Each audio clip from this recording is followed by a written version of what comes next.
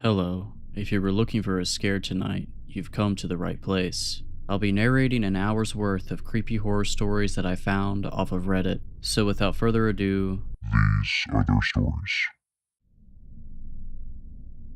My father was a pretty easygoing person. He was always the fun dad who'd get my brother and I what we want from McDonald's or take us to the arcade downtown over the weekend. We'd play catch in the backyard and go hiking in the Green Mountains that always stood as the backdrop of my childhood. He was a very outgoing person and active in our small town community. He coached my baseball team and sometimes stood in as an assistant scoutmaster for our local troop, Troop 191. I looked up to him a lot, more than maybe most if I'm being honest with myself. Definitely more than my brother Sean. And now I look back at how my father was, especially during my most formative years, and I wonder how exactly he did it. He was the owner of a local security company. They'd set up cameras, alarms, the whole 9 yards. They also provided guards and watchman services. As far as I'm aware, these jobs were few and far between. It was fairly rare that any person or place really needed protection in Harmon. Our police force had a total of 5 members, and they were all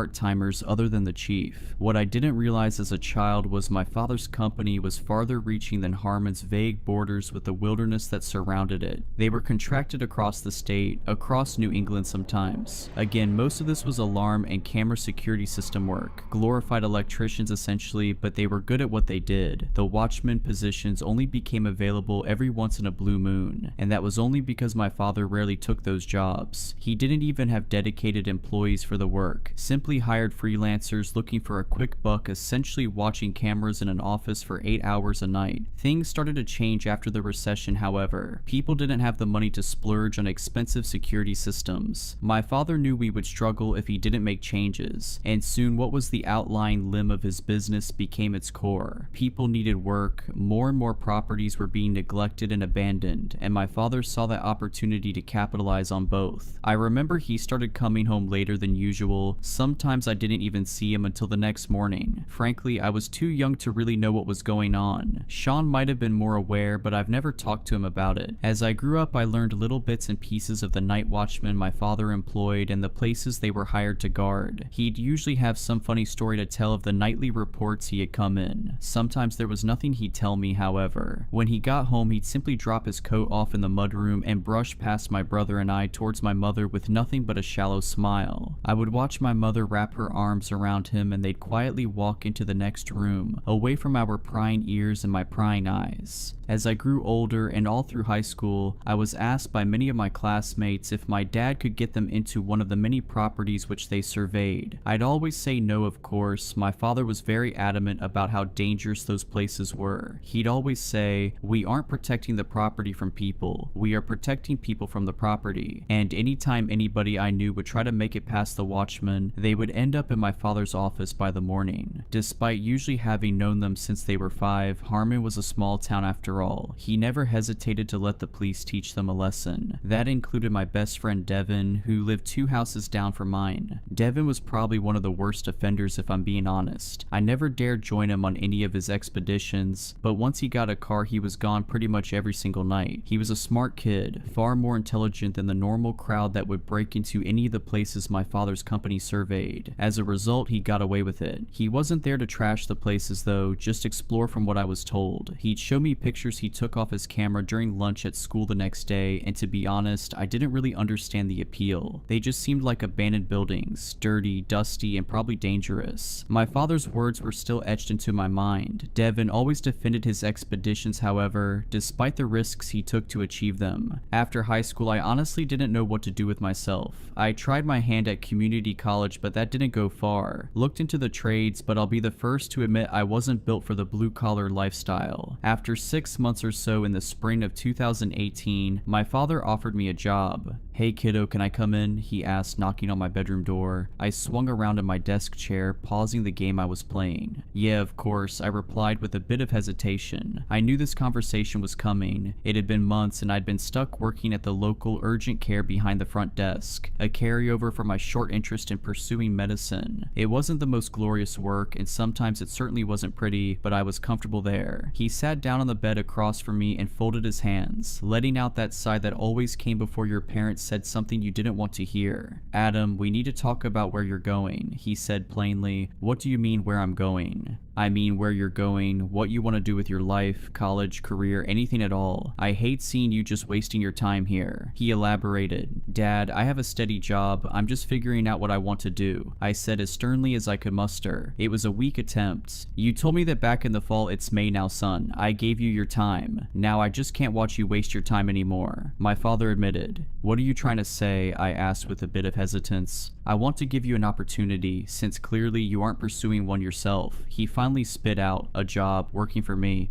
Dad, no, I'm not. He quickly cut me off.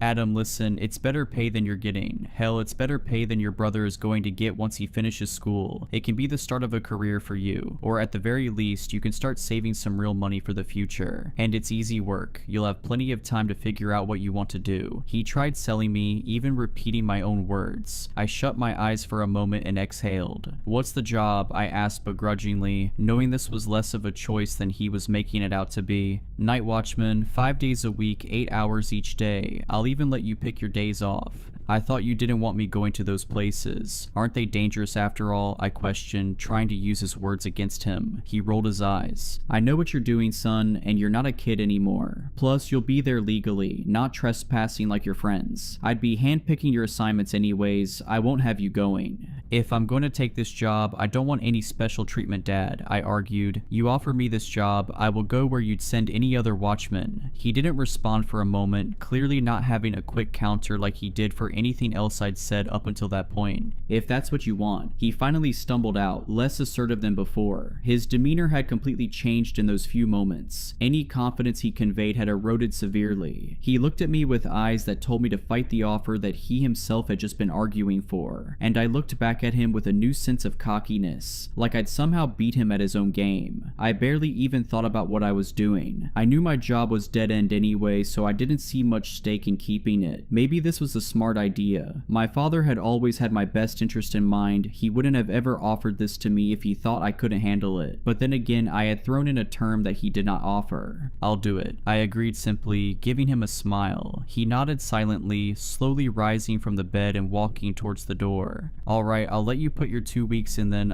I guess we'll get to work. Looking forward to it, Dad, I told him. He bit his lip, looking like he was holding back something as he shut the door behind him. I didn't think twice about it, more interested in returning to my game than my father's met-up facial expressions. In my own defense, I was 19 and I was stupid. After I'd finished up at the urgent care, my father started me out shadowing one of his other watchmen. His name was George, an older man in his early 60s. He had bushy gray hair with a matching mustache and always wore a shirt and tie to the job, despite my father insisting to me that just a solid black shirt and pants would do fine. George took his job seriously, but he seemed happy to take me under his wing when my father explained the situation. I worked with George for 2 weeks, watching over the light bulb factory that had closed about 10 miles outside of Harmon. I remember people talking about it the first couple of years after it closed. Devin went a couple of times, but I guess the owners were tired of the place getting broken into and my father was the man to call. George explained all the odds and ends of the job, when to interfere, when to make the call to the police, and how to use the camera system in the security trailer. Admittedly, upon first impressions, this might have been the easiest job of my life. The first week, nothing happened, and I mean nothing. George started letting me lead the perimeter walks, camera setups, and system checks, but other than that, we sat in that little office all night long. It took a bit for George to start talking, but once he did, I barely got a word in. It made the nights fly by, the man telling me his life story night after night in almost chronological order. He had plenty of time after all, we weren't going anywhere. The second week I had my first encounter. I had graduated from leading perimeter walks to soloing them. George assured me he was watching me the whole time and we had walkies if anything went wrong. I wasn't too worried though, the place had been dead all of the last week, and this week was shaping up to be no different. I rounded the corner of one of the old brick buildings into a courtyard before stopping dead in my tracks. Through the open window on my left, I heard the crackle of broken glass and the shift shifting of dust over the concrete floor inside. My heart dropped for a moment before I tried to regain my composure, pulling out my flashlight and shining it through the window. "Is somebody in there? This is security," I said as seriously as I could pull together. I waited for a moment but got no response, not a sound. I let out a sigh, pulling out my radio. "Hey George, I think I've got someone inside building 5, I dispatched. "You need a hand, kid?" he asked in a scratchy, gruff voice. I'm gonna check it out myself. I'll let you know, alright?" I decided, starting to walk towards the ajar door to the left of the window. Also, they've got to secure these doors. "I've been saying that for months. Alright, just watch yourself in there, Adam. Remember, these places can be dangerous," he advised. "I can be there in 2 minutes if you need." "Got it, will do," I answered quickly, clipping the radio back to my pocket and pulling open the old metal door. I stepped up to the factory floor and found the space completely void of movement, void of sound, void of life. It was dark, dank, and water pooled where the ceiling leaked. Old equipment was still bolted to the floor and made the vast space feel like a maze with only my flashlight to guide me. I called out again. "This is security. If you're in here, I'm gonna find you. This is private property and you're trespassing," I said, repeating another one of George's lines he taught me. My words echoed off the distant walls of the space, making me feel even more isolated and small. Despite it being a pleasant 65 outside, inside it couldn't have been higher than 40. I shivered as I stepped further into the moonlit space, surveying every nook and cranny I could find. A shiver went up my spine as I crossed into the next room. It might as well have been a clone of the last, but it felt noticeably different, colder and heavier, even more decayed. I heard the sound of the debris swishing under my feet as I walked. Dust, chipped paint, and glass crunched as I inspected the room, the same as the one before it. As I came to a stop and looked up at one of the massive pieces of machinery, I realized something was seriously wrong. While I was standing still, the sound of my footsteps kept going without me. And this wasn't an echo. That would have only lasted for a couple of seconds at most. This was clear, it was close, but slowly it sounded as if it were moving away. I stayed completely still, my heart pounding as I listened to the sound step around the machines, onto the catwalk with its distant metal clank, and back down to the factory floor on the other side of the room. Then it came to a standstill and the room returned to silence. I finally turned my head, my flashlight shaking in my hand as I crept around the corner, and there, standing at the far doorway into a long dark hallway, was the silhouette of a man. He stood completely still, almost like a cardboard cutout. I shined my light towards him, but the beam seemed to almost dissipate before it made it across the room.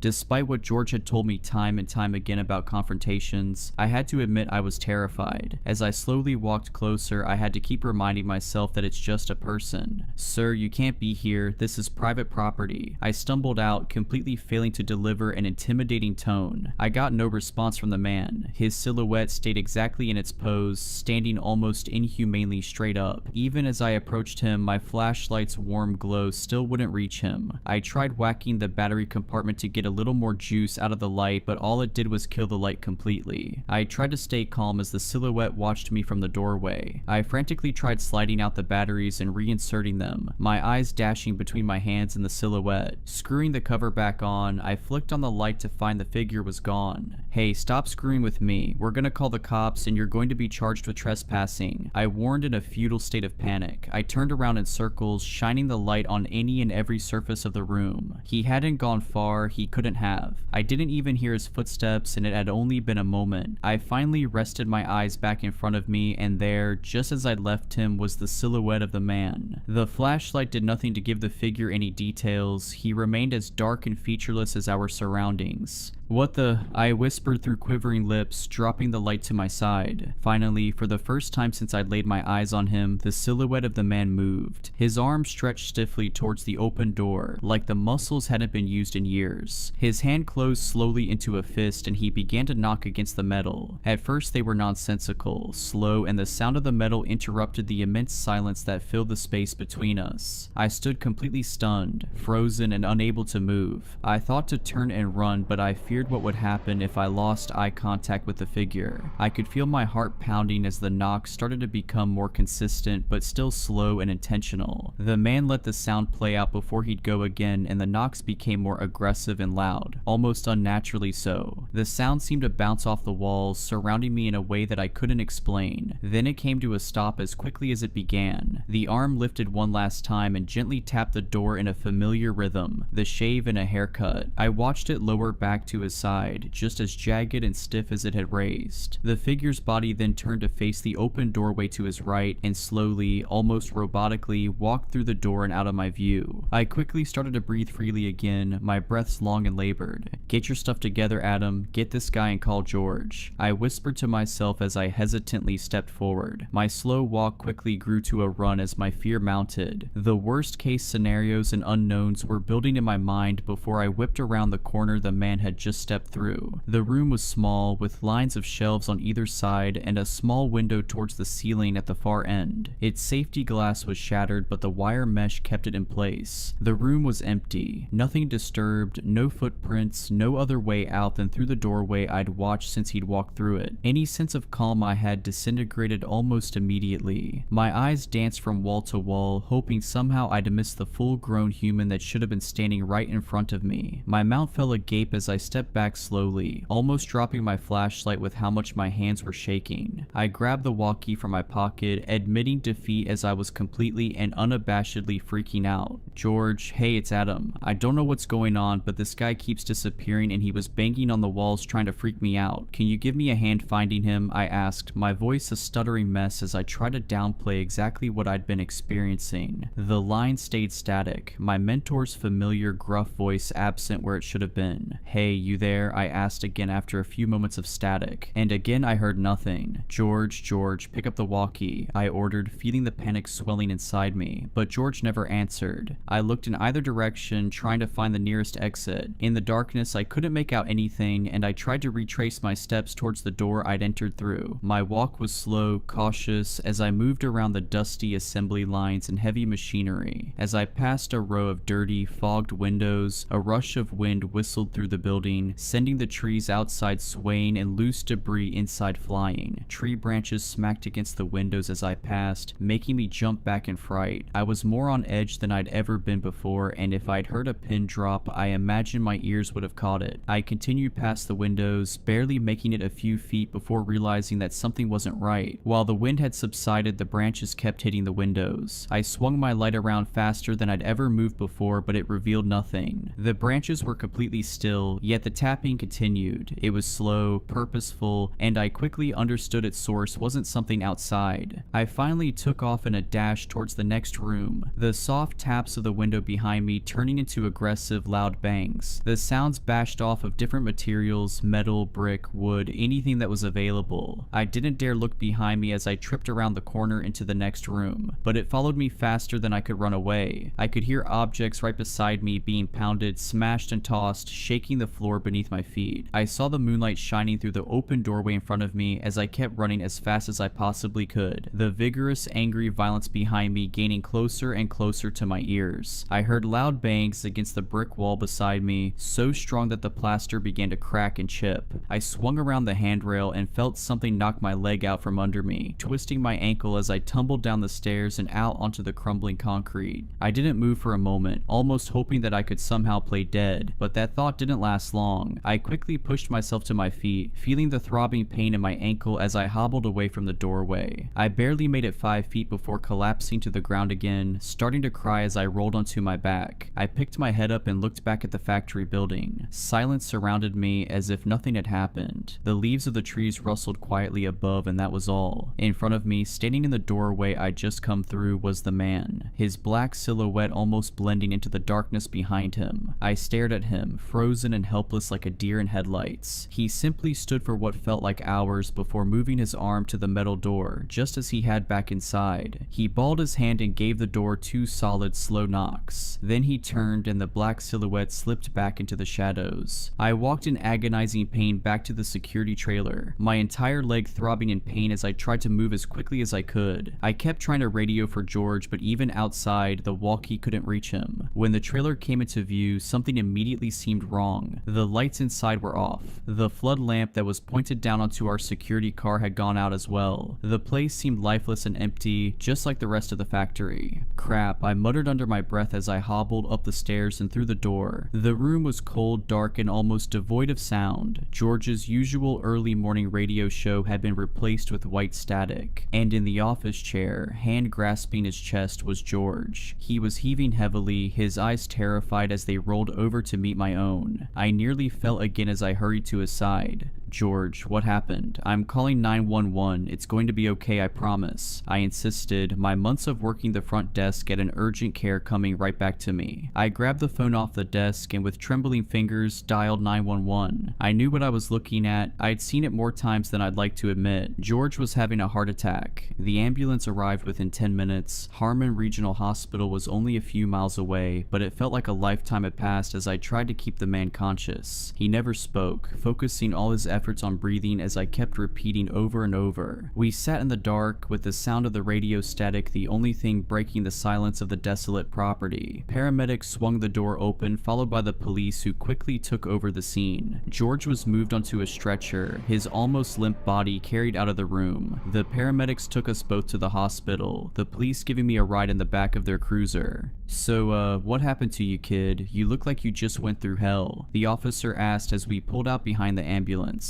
My face was slumped against the glass, watching the desolate factory slowly disappear behind the trees. I tripped down the stairs inside one of the buildings, twisted my ankle and fell on the pavement, I said softly. "Thought you guys don't go inside unless there's suspicion of trespassing," he recalled. "Yeah, I thought I heard something inside, but didn't find anyone. Probably was just an animal," I tried to say, the words barely able to trickle out of my mouth. "Right, guess you guys get a lot of that. Just so you know, if you think someone could be in there, we can investigate. I can have officers inside and—" "No," I insisted, a renewed energy in my voice. I couldn't imagine having any other soul enter that place, and I certainly wouldn't have it happen because of me. It was an animal. You don't need to have anyone go in there. Trust me." Alright, if you say so, kid, if you say so." I told my father the same thing when he and my mother made it to the hospital. My mom was just relieved I was alright. I looked worse than I really was, despite the cuts, bruises, and boot I got put on my foot for the next 2 weeks. My father looked at me differently, however. He was all smiles, glad I was safe, and said he was sorry I had to go through the whole ordeal. But there was something else in his eyes I couldn't quite place. Mannerisms that didn't quite match. I didn't really understand it, and at the moment I didn't really care to, but I do now. I was back on the job after the boot came off. My dad got one of his other guys to cover the factory with George out of commission. He lived through the heart attack, but never went back to work at that factory. He never told a soul what happened in the time he was alone either, and I did the same. Not until right now. I worked for my father's company for a year and a half, and there are many things that I never understood about what would happen on that job, long after the knocker, as I started to call him. But whatever happened always stayed there, and I didn't. Now I'm happy to say I don't have to work the nights. I don't even work in security. I live with my girlfriend Emma 2 states away, and I've been happy. Money is good, relationship is good, life is good. My time working as a watchman doesn't even cross my mind. It's always been covered up by something better. But last night I woke up in the middle of the night. Emma was still asleep, her dirty blonde hair having fallen over her face as she slept facing me. I couldn't help but smile. She always looked funny when she slept. I stretched a little under the covers as I adjusted and got ready to shut my eyes again. I let out a long breath before settling in again, rolling over and shutting my eyes. But just as quickly as they shut, they were quickly wide open again. I heard a knock on the glass, and then another, and then more. They were delicate but purposeful, almost rhythmic. It lasted almost 10 minutes and ended in the same way, a shave and a haircut. I've spent the entire day today trying to figure out what caused it. Wasted my entire Sunday. I tore the house apart and checked every inch of the exterior. Every bush, every tree, anything that could reproduce the knock. But it was a dead end at every turn. In the back of my mind, I knew I was simply delaying the answer I already knew was right. Emma thinks I'm going crazy trying to find the source of a knock that wasn't even loud enough to wake her up. But she doesn't understand, and I don't intend to explain it to her. Not yet anyway. I'm afraid to go to sleep tonight. I don't know what will happen. Maybe nothing, maybe the same thing, maybe something worse. The unknown worries me because the knocker isn't the worst thing I encountered on that job. And as much as he terrifies me, there are much bigger fish in the sea.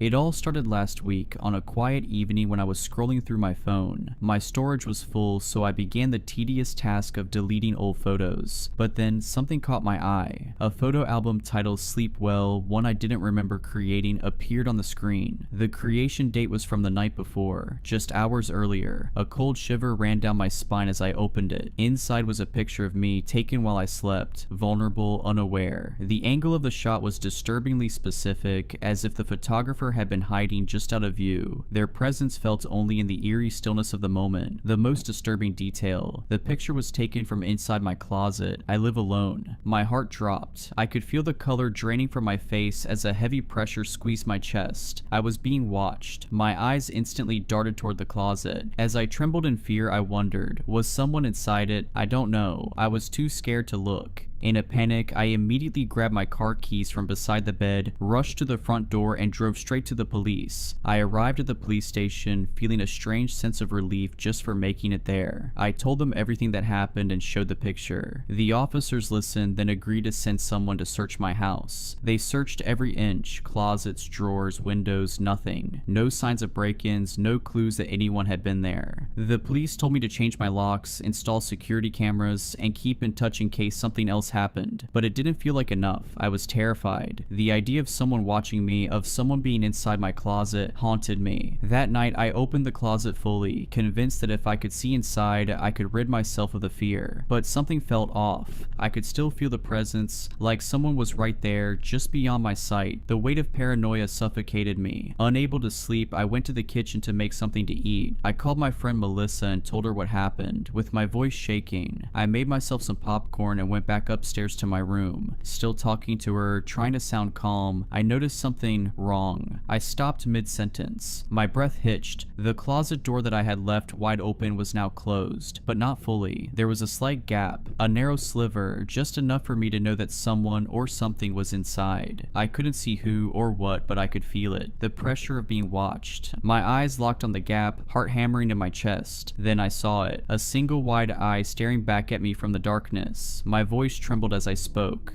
"Hello, are you still there?" Melissa asked, confused by my sudden silence. I couldn't answer. My body was frozen. Someone was inside the closet. I was sure of it. I slowly pulled my bedroom door shut, my hands shaking as I gripped the doorknob. I locked it. Then, with my heart racing, I ran outside and called the police as I stood in my yard, too terrified to go back in. When the officer arrived, I rushed to explain. I locked them in my room, I swear. They're in the closet. They were watching me. The officers moved quickly, their hands steady, trained. They entered my room, opened the closet door, and nothing, no one. The closet was empty. There was nowhere for anyone to hide. The room was on the second floor with windows secured by metal bars. No exit, no secret passage. The officer returned to me, his face tight with frustration, his politeness wearing thin. "Ma'am, I know you're scared, but you can't call us every time you forget you closed your closet door. Be sure to only call us when you're certain it's an emergency. I suggest you sleep somewhere else until you've recovered from this panic." "What, are you sure you searched everything?" "They must have escaped," I said, my voice trembling with remorse and disbelief. I felt the walls closing in. How could they have missed something? How could they not see it? "As I said, the house is empty," the officer replied, his tone cold and dismissive. I felt my frustration growing. This wasn't right. There was someone there. I couldn't shake the feeling, the cold certainty gnawing at me. No, you have to believe me. There was someone in there. I locked the door, I swear. There's no way they could have gone anywhere. My house is locked down. Please search again," I insisted, my voice rising in desperation. The officer gave me a long look, clearly fed up. "Ma'am, we've been over this. The house is empty. Nothing's here. I suggest you take a step back and calm down. We can't keep coming back every time you think someone's in your closet." His words hit me like a slap, each one a cold dismissal of everything I had experienced. I stared at him, fighting to hold back tears. But I saw them. I saw their eye.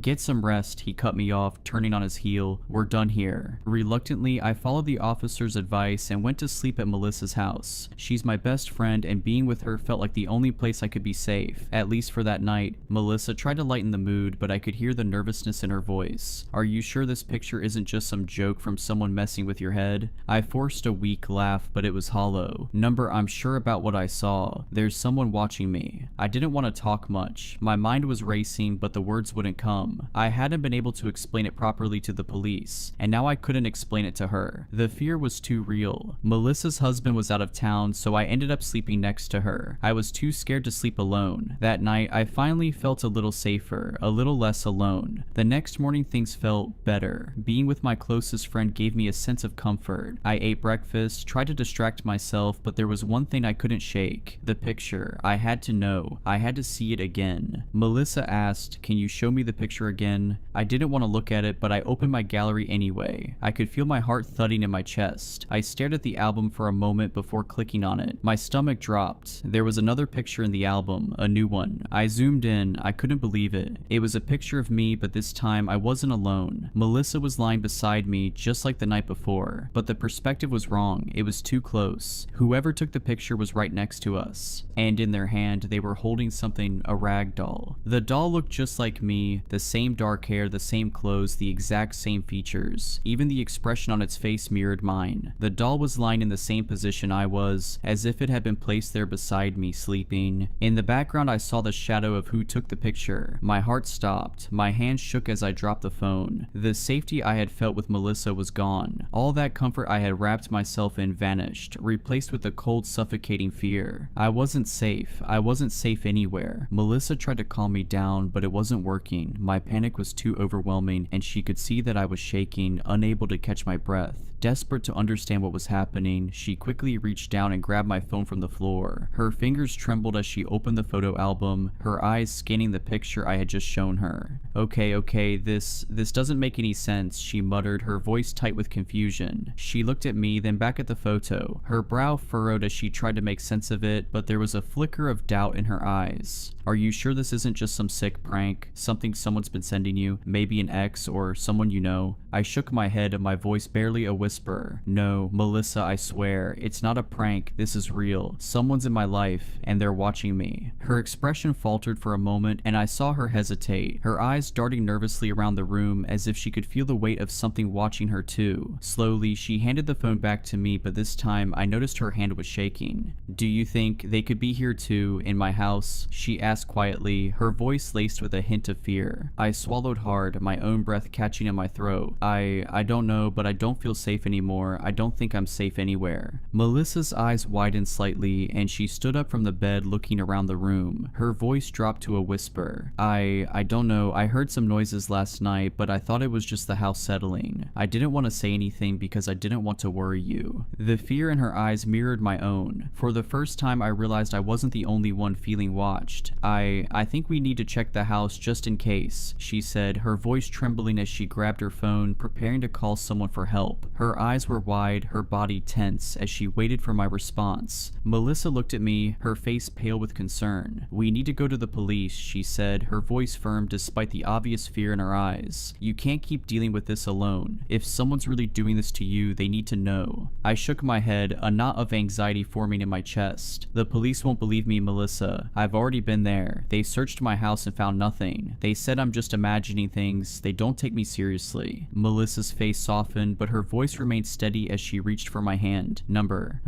This time it's different. We have proof, remember?" She looked at the photo on my phone, her eyes scanning it once more before locking with mine. "They can't just ignore that." I hesitated. The memory of the police officer dismissing me echoed in my mind, but Melissa was right. We had proof, and I couldn't just let this go. "All right," I said, voice barely above a whisper. "But if they don't believe me again, we'll make them believe you," she said, determination in her tone. "We'll show them the photo, everything. We have to do something." I arrived at the police station feeling a mix of dread and urgency. As soon as I walked in, I saw the same officer from the night before. When he saw me, his face immediately twisted into a scowl. He was not happy to see me again. He didn't even bother to greet me. "You again?" he muttered under his breath, rolling his eyes. "Officer, we need your help," I started, holding my phone up with the picture. "Please, I'm telling you, someone's been taking pictures of me while I sleep." He glanced at the photo, his patience already running thin. "You're still going on about this?" He rubbed his forehead, clearly annoyed. paranoid. I already told you, there's no sign of a break-in, no evidence of anyone being inside your house. What do you want me to do? Investigate every closet in the city? I could feel the knot of fear tightening in my chest as I desperately tried to explain. But you don't understand this picture, it's not just a prank. Someone's still watching me. Melissa, who had been silent until now, spoke up. We don't have any more evidence, but we've checked everything. The house is empty, but she's still seeing things. This picture... The officer cut her off with a harsh wave of his hand. Enough with the photo, he snapped, clearly not believing either of us. I've already done my part. If you two are gonna waste my time, I suggest you find another way to deal with this. He took a deep breath, then sighed in frustration, clearly not wanting to deal with this anymore. Alright, he said, I'll go to your place and search your house again, but don't expect me to find anything. The officer came with us, walking into Melissa's house like it was just another job. He searched every room with annoyance, even though we had already checked everything ourselves. We stood in the living room, the tension growing as we waited for him to come out. When he finally emerged from the last room, his face was contorted with anger. There's nothing here, he said sharply. No sign of a break-in. No one's been here, so stop wasting my time. I couldn't hold it in anymore. But the closet, someone was in there. They're still watching me. Please, you have to understand, I'm not making this up. He shot me an angry look, his voice turning cold. I've been through your house and I haven't found a damn thing. You really think I've got time for some prank, some sick joke? You two think this is funny? Melissa and I exchanged a look, both of us trying to process the officer's words. My heart sank as I realized the officer was done taking us seriously. This is ridiculous, he said, his voice laced with frustration. I'm not going to keep playing along with this. No more emergency calls. You two should find a way to get some rest instead of dragging me into your delusions. He turned and walked toward the door, leaving us standing in the middle of the room, shocked and speechless. The door slammed behind him with a finality that made my whole body tense up. Melissa just stood there, her face pale, her eyes wide with disbelief. Silence. Complete silence filled the room as Melissa and I stood there in disbelief. I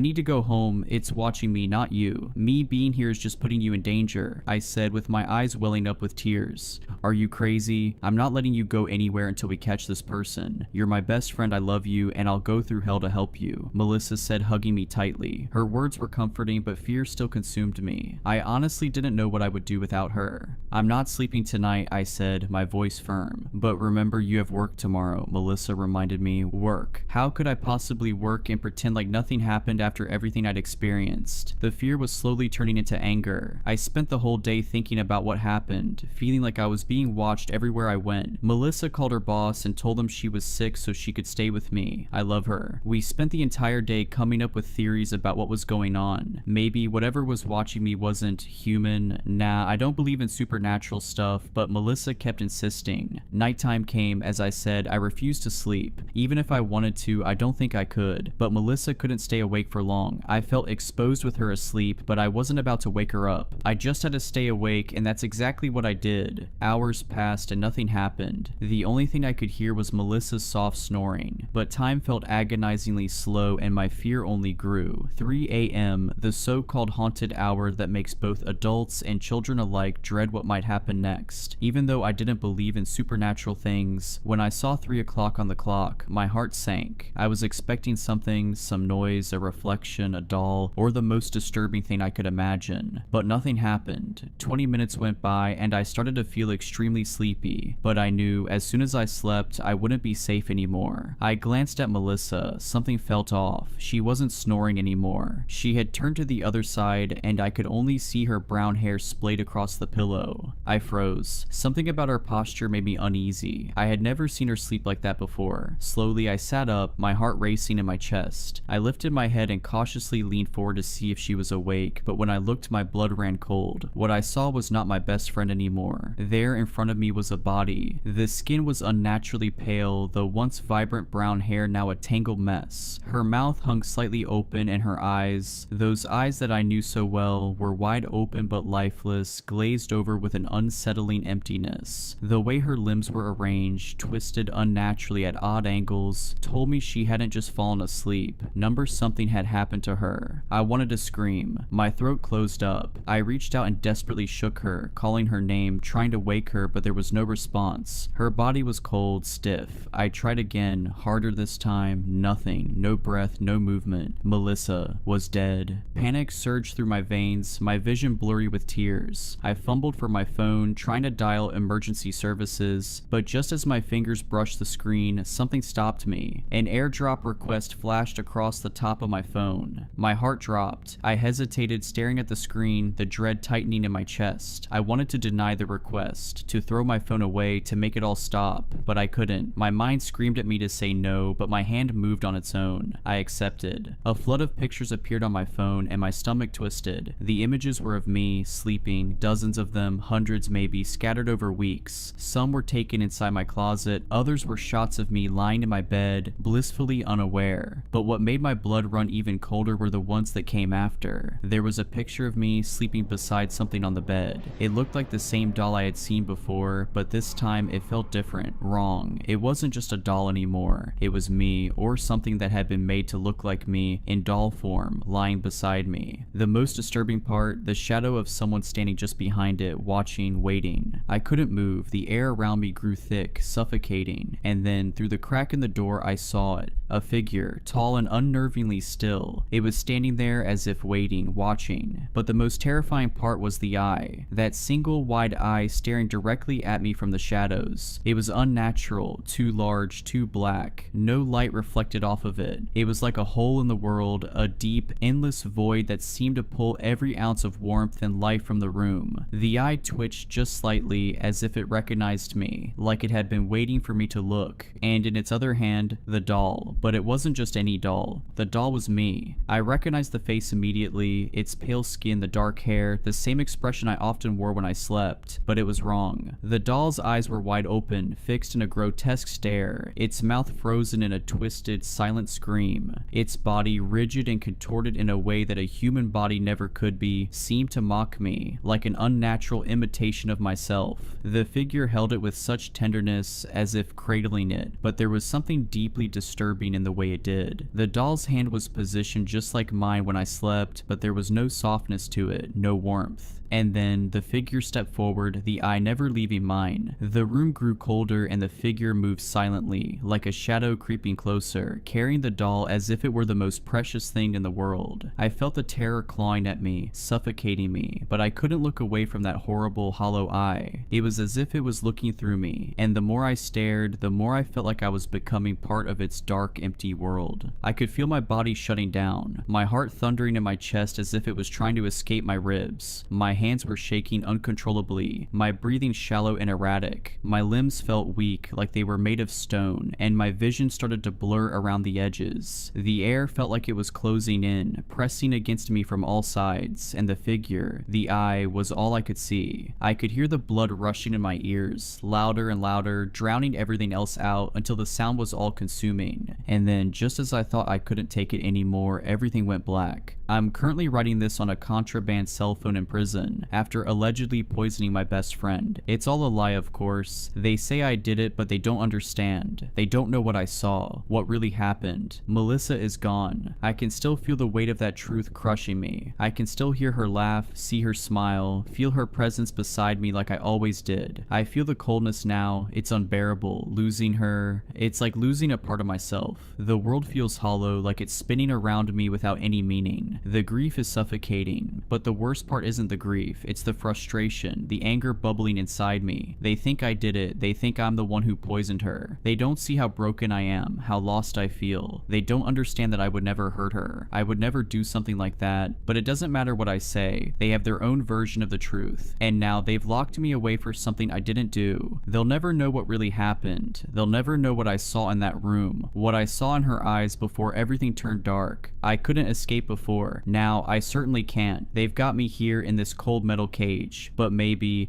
I can. There's still one thing I can do. I'm the only one who could put an end to this, to everything. The figure is still watching me, I can feel it. That same eye, always lurking, always waiting. It's still out there haunting me. I thought maybe, just maybe, being locked up would give me a break from the constant fear, but no, it follows me. It's always watching. I don't know how long I can keep going, how long I can pretend that I'm okay. I can't take it anymore. The nightmares, the paranoia, the guilt, they all blur together. I miss Melissa. I miss her so much. I love you, Melissa. I always will. I can't wait to join you. I need to write this down. I don't know if it's for my own sanity or as some kind of warning, maybe both. Typing helps ground me, makes the shaking in my hands a little less noticeable. The doctors keep telling me I'm experiencing a psychotic break, but the puncture wounds on my back and the darkening birthmark on my palm tell a different story. My dad turned 63 yesterday. We always throw him a party at his house, the same house I grew up in. It's tradition. This year, something changed, something that had been waiting precisely 63 years. Family traditions are just rituals we don't question. That's what Dad always said whenever I asked why we had to keep doing the same things year after year. His eyes would always drift away when he said it, like he was remembering something he'd rather forget. Dad wasn't always this cryptic. Before Mom vanished, he was different, warmer, more present. We used to fish together on weekends, his calloused hands patiently untangling my line when I'd snarl it. Those hands would tremble slightly whenever his birthday approached, though I didn't understand why until now. After Mom disappeared, fishing stopped. The only constant that remained was his insistence on the birthday ritual. Always on the exact day, never postponed, never altered. Even when I was finishing my master's thesis, even when he was recovering from pneumonia 3 years ago, the party had to happen exactly as it always had. The house itself sits back from the road, nestled in about 5 acres of dense woods, lush and green in the spring, blazing with color in the fall, but somehow always holding shadows deeper than they should be. After Mom vanished, I'd sometimes catch Dad staring out at those woods at dusk, whispering something under his breath. Once, I crept close enough to hear him counting backward from 63. When I'd ask what he was doing, he'd just say, "Keeping track of what's mine." I thought he meant the property. Dad's lived alone since Mom passed 10 years ago. At least that's what we tell people. The truth about Mom's disappearance is something Dad and I never discuss. Just like we never discuss the strange hourglass-shaped birthmark we both share on our left palms, or the fact that neither of us can remember anything about the night she vanished except the smell of ozone and damp earth, and the sound like wet leather being stretched over wooden frames. Sometimes I still hear it in my dreams, that sound, followed by Mom's scream cutting abruptly to silence. The police found one of Mom's shoes by the edge of the woods, just one. It was perfectly clean despite the mud all around it. When they brought cadaver dogs, the animals refused to enter the tree line, whimpering and backing away. One dog, a German Shepherd with an impeccable record, bit his handler when the man tried to force him forward. The search was called off after 3 days. Dad never cried, not once. He just sat in his armchair, rubbing that hourglass mark, staring at nothing. Dad's a creature of habit, and the birthday party is one of the few constants he clings to. Same small group of friends, mostly colleagues from the dusty archives where he worked before retiring. Same Jell-O salad recipe Mom used to make, same slightly off-key rendition of Happy Birthday. I always thought Dad was just honoring Mom's memory with these parties. The familiarity seemed to comfort him. Now I understand it was never celebration, it was obligation. Last week I called Dad to confirm the party details. The conversation was ordinary until I mentioned bringing my new girlfriend Eliza. "No," he said sharply, a panic in his voice I'd never heard before. "No new people, not this year." "Why not? Is everything okay?" His breathing was heavy on the line. "This is a difficult one, son. The 63rd, best to keep it traditional."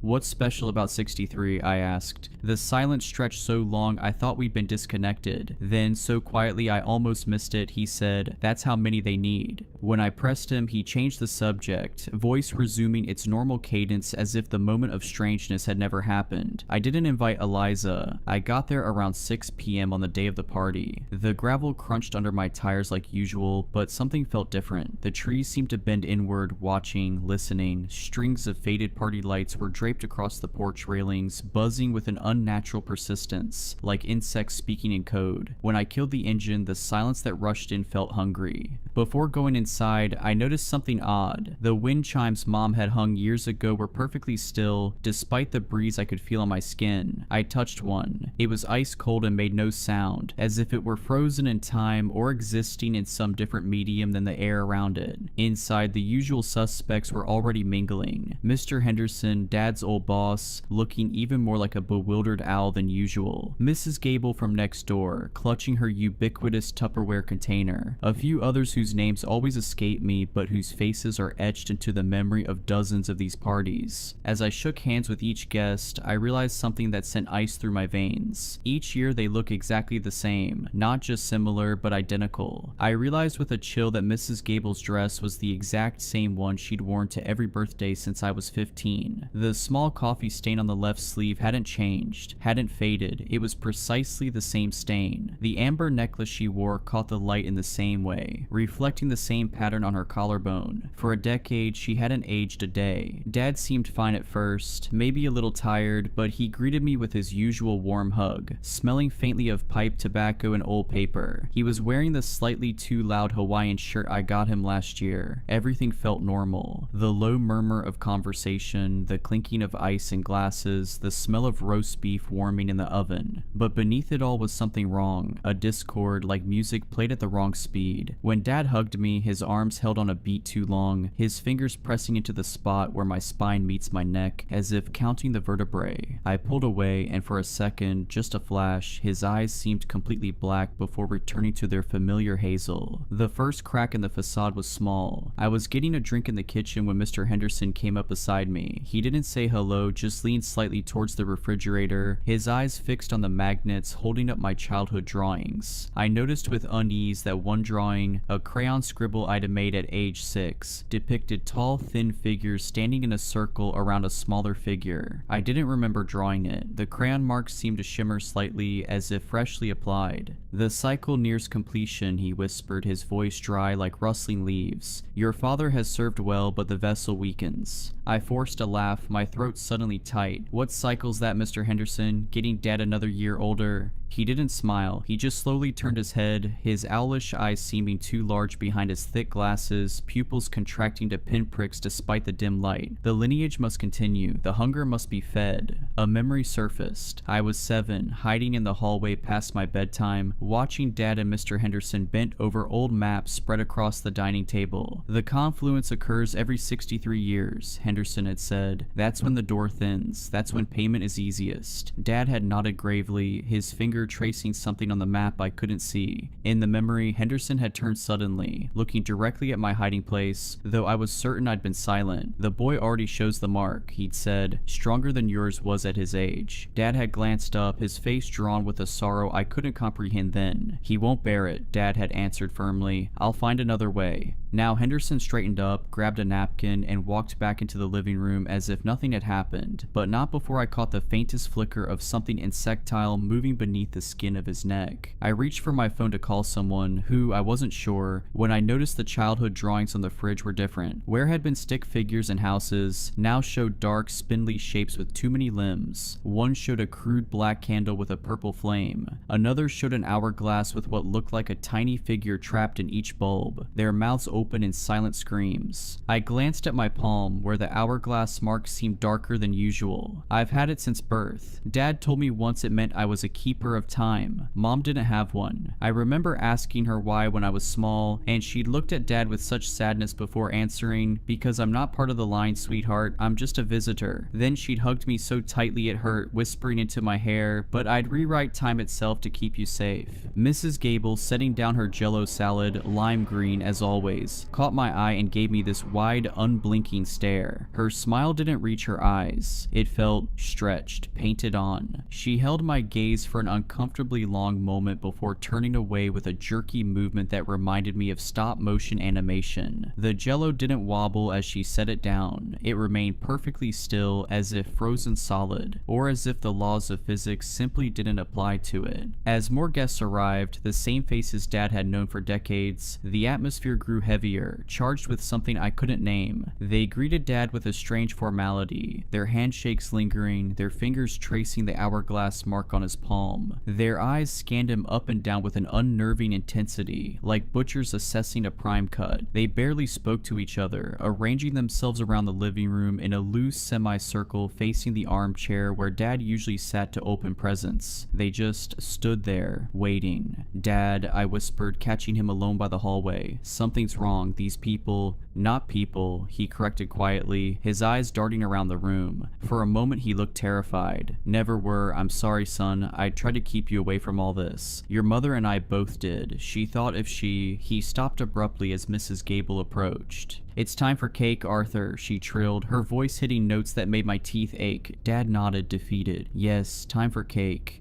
The usual cheerful chatter died down. The only sounds were the buzz of the porch lights and the ticking of the grandfather clock in the hall. A clock I suddenly realized I hadn't heard chime all evening. Looking closer, I saw the hands weren't moving. Hadn't moved for years based on the dust accumulated on them. Yet the ticking continued, growing louder, more insistent, like a heartbeat accelerating with fear. Dad, caught in the center of their silent attention, started looking uncomfortable. He shifted in his chair, tugging at the collar of his Hawaiian shirt. "Well," he said, his voice a little too loud in the quiet room, "anyone want to hear about the new bird feeder I put up?" Nobody responded. Their eyes remained fixed on him. Mr. Henderson cleared his throat softly. "Arthur," he said, his voice regaining that dry, papery quality. "It is time." Dad swallowed hard. He looked at me, a flicker of something, horror, resignation, relief, in his eyes. But then it was gone, replaced by a weary acceptance that was somehow more frightening than fear. He nodded slowly. Yes, I suppose it is." He glanced at me. "I'm sorry," he whispered. "I thought I could spare you this. I tried to break the cycle when your mother..." His voice trailed off. A memory hit me like a physical blow. Mom and Dad arguing the night before her disappearance. Mom's voice rising hysterically. "I won't let them have him. You promised we could end this." Dad's response eerily calm. "There is no ending it. Only continuing or transferring. That was the bargain." Mom had slammed her palm against the wall. "Your grandfather's bargain, not yours, not our son's." Dad's face had hardened. "Do you think I wouldn't break it if I could? The door must have a keeper. If not me, then let it be me," Mom had said, her voice suddenly quiet, resolved. "I've found another way." This wasn't part of the birthday tradition, or maybe it was the only true tradition, hidden beneath the veneer of normal celebration all these years. Mrs. Gable stepped forward, carrying not her jello salad, but a small, ornate wooden box I'd never seen before. No, that wasn't true. I had seen it once in the attic when I was 7. Dad had caught me looking at it and forbidden me from ever going into the attic again. The box was carved with symbols that hurt my eyes to look at directly, patterns that seemed to shift and change when viewed peripherally. She placed it on the coffee table in front of Dad. The other guests leaned in slightly, a collective intake of breath that sounded like wind through dry reeds. "What's going on, Dad?" I asked, my voice trembling slightly. "What is this?" He wouldn't look at me. Just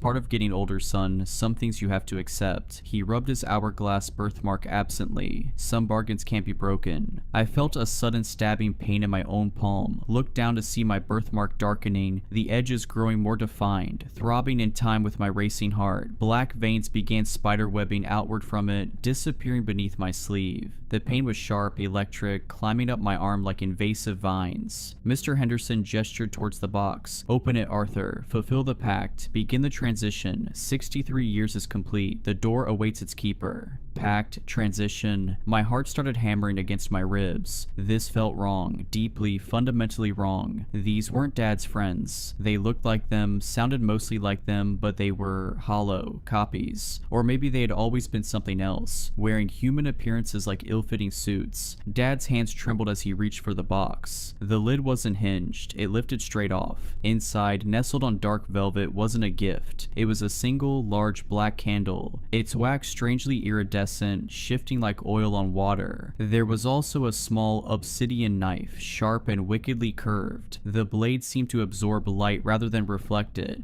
"Dad, no," I pleaded, starting to stand up. Instantly, two of the other guests, men I vaguely recognized from Dad's bowling league, moved smoothly to flank me, their hands resting lightly on my shoulders. Their touch was cold, impossibly strong, fingers too long and jointed in too many places. I couldn't move. Panic seized me. "It's all right, son," Dad said, his voice sounding distant, strained. "It's the only way to keep things balanced, to feed what waits below. It's been this way since your great-grandfather found the door in the woods in 1835, the one that should never have been opened." "Like Mom tried to close it?" I asked, sudden understanding dawning. "That's what happened to her, isn't it? She tried to break the pact." Dad's eyes flashed with grief. "No one breaks the pact. She thought she could substitute herself, offer herself instead of us, but they refused her. They've always wanted our bloodline, the marked ones." His voice dropped to a whisper. "They took her anyway, as punishment." Mr. Henderson produced a match, struck it against the box. The flame flared unnaturally bright in the dimming light filtering through the windows. I noticed with horror that outside, though it should have been early evening, the sky had gone completely black. Not the darkness of night, but a void, starless and absolute. The match's flame cast no shadows despite its brightness. He lit the black candle. It didn't smell like wax, it smelled like ozone, like damp earth, like something metallic and old. The flame wasn't yellow or orange, it burned with a deep violet light that cast long, dancing shadows that moved against the direction of the flame's flicker. The shadows formed shapes on the wall, elongated figures with too many limbs, contorting in what might have been dance or agony. And I remembered something else. Being 5 years old, waking from a nightmare where tall creatures with too many joints danced around my bed. Dad had come in, seen my terror, and shown me his palm. "We see them because of this," he'd said, pointing to his hourglass mark. "We're the only ones who can. That's our burden, our gift."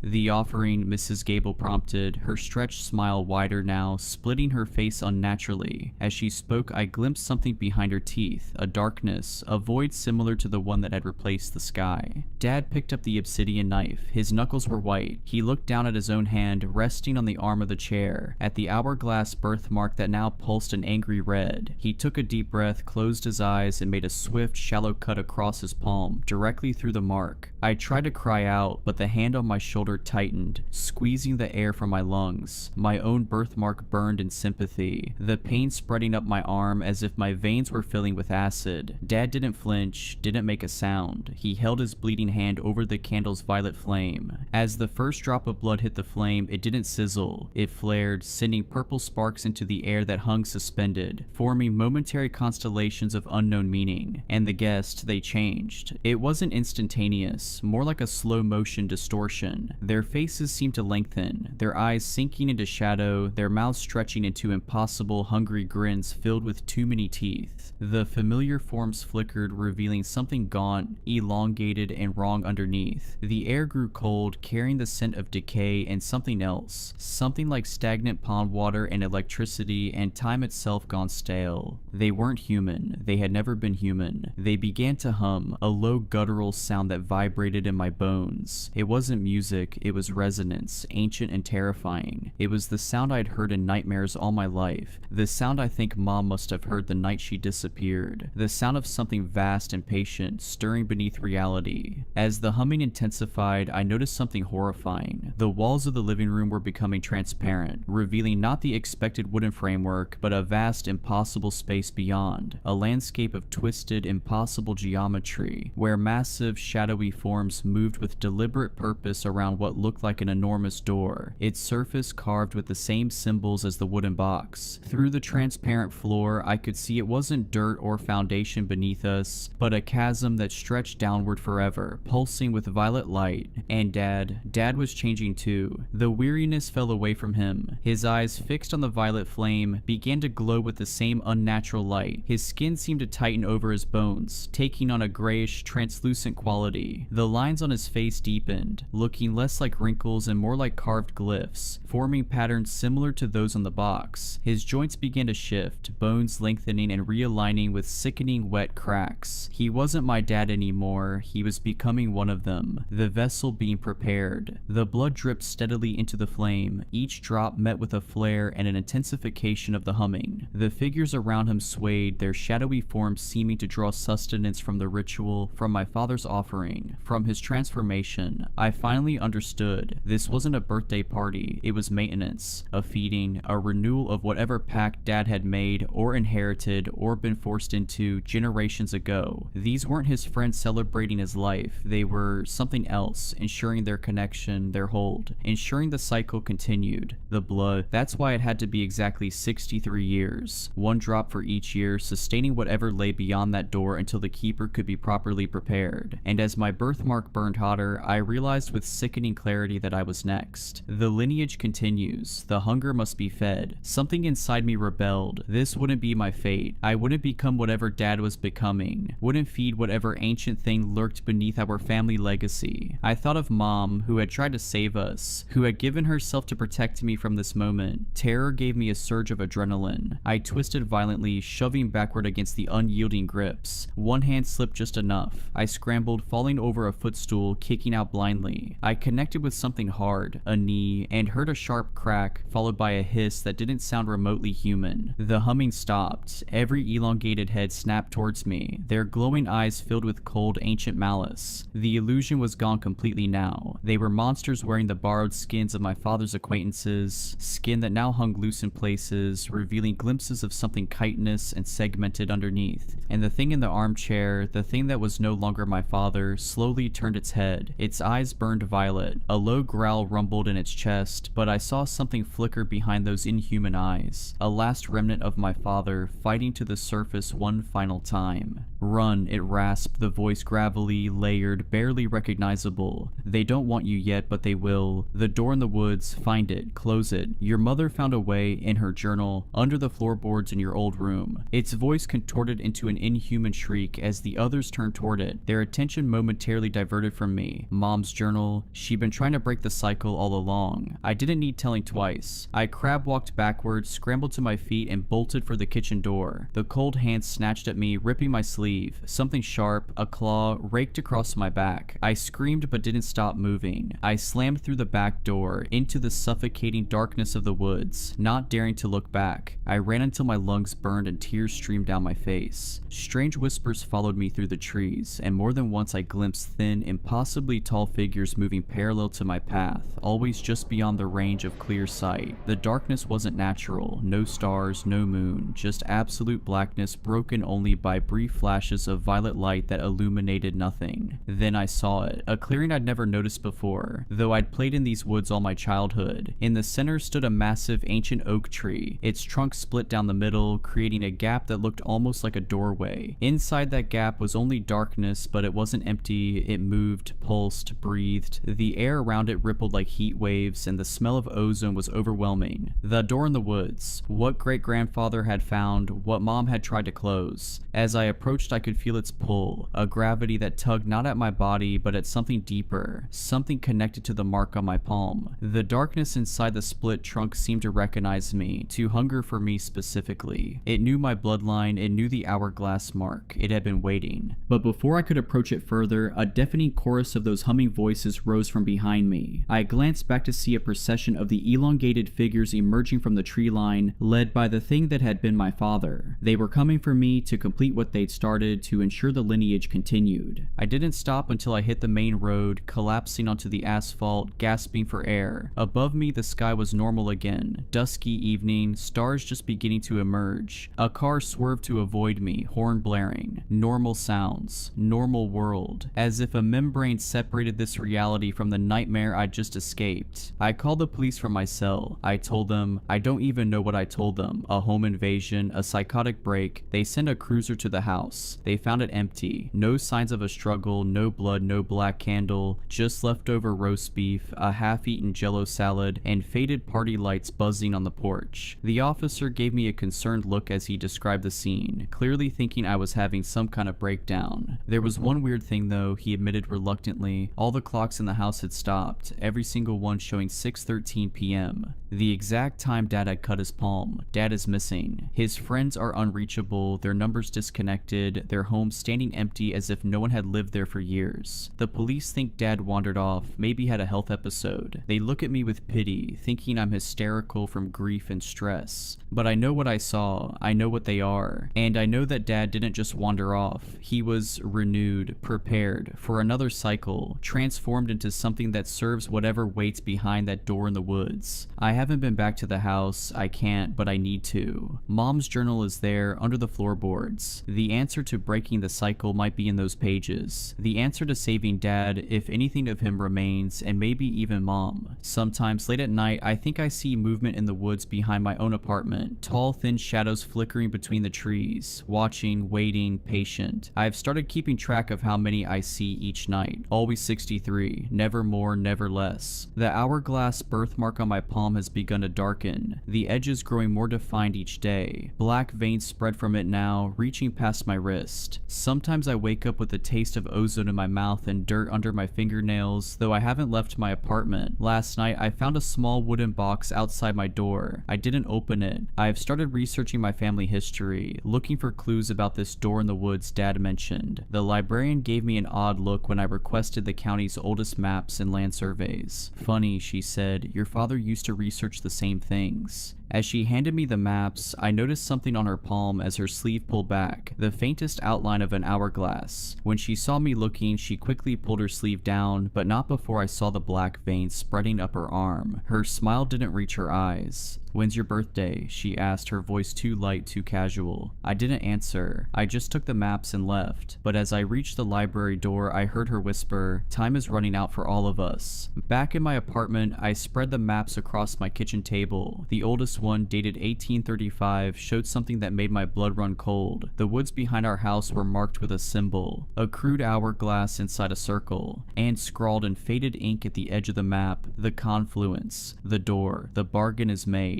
The same year my great-grandfather supposedly found the door. I don't know what the pact was. I don't know what happens when the cycle is complete. All I know is that my dad's birthday party didn't go as planned. Or maybe it went exactly as they planned all along. Whatever my father became, whatever door he opened or failed to close, I'm afraid the cycle isn't finished. I'm afraid it's just beginning again. With me. Update. I found something in my mailbox this morning. A single black candle and a note in handwriting that isn't quite my father's. The door waits for you. The lineage continues. Happy birthday, son. My birthday isn't for another 6 months, but now I understand. It's not about my calendar birthday, it's about when I was marked, when the hourglass appeared on my palm, 63 days from now. Update 2. I went back to the house last night. I found Mom's journal exactly where Dad said it would be. Most pages are filled with research, historical accounts of disappearances in these woods, astronomical calculations and diagrams of the door, but the last entry stopped mid-sentence. The cycle can be broken if the keeper offers not blood but the rest of the page was torn away, but tucked into the binding of the journal was a photograph I'd never seen before. Mom standing in front of the split oak tree, her hand pressed against the darkness within it. Her eyes were closed in concentration, her lips forming words I couldn't read, and on her palm, visible and clear, an hourglass mark that hadn't been there before. She found a way to take the mark, to become a keeper without being born to it. She tried to break the cycle by transferring it to herself.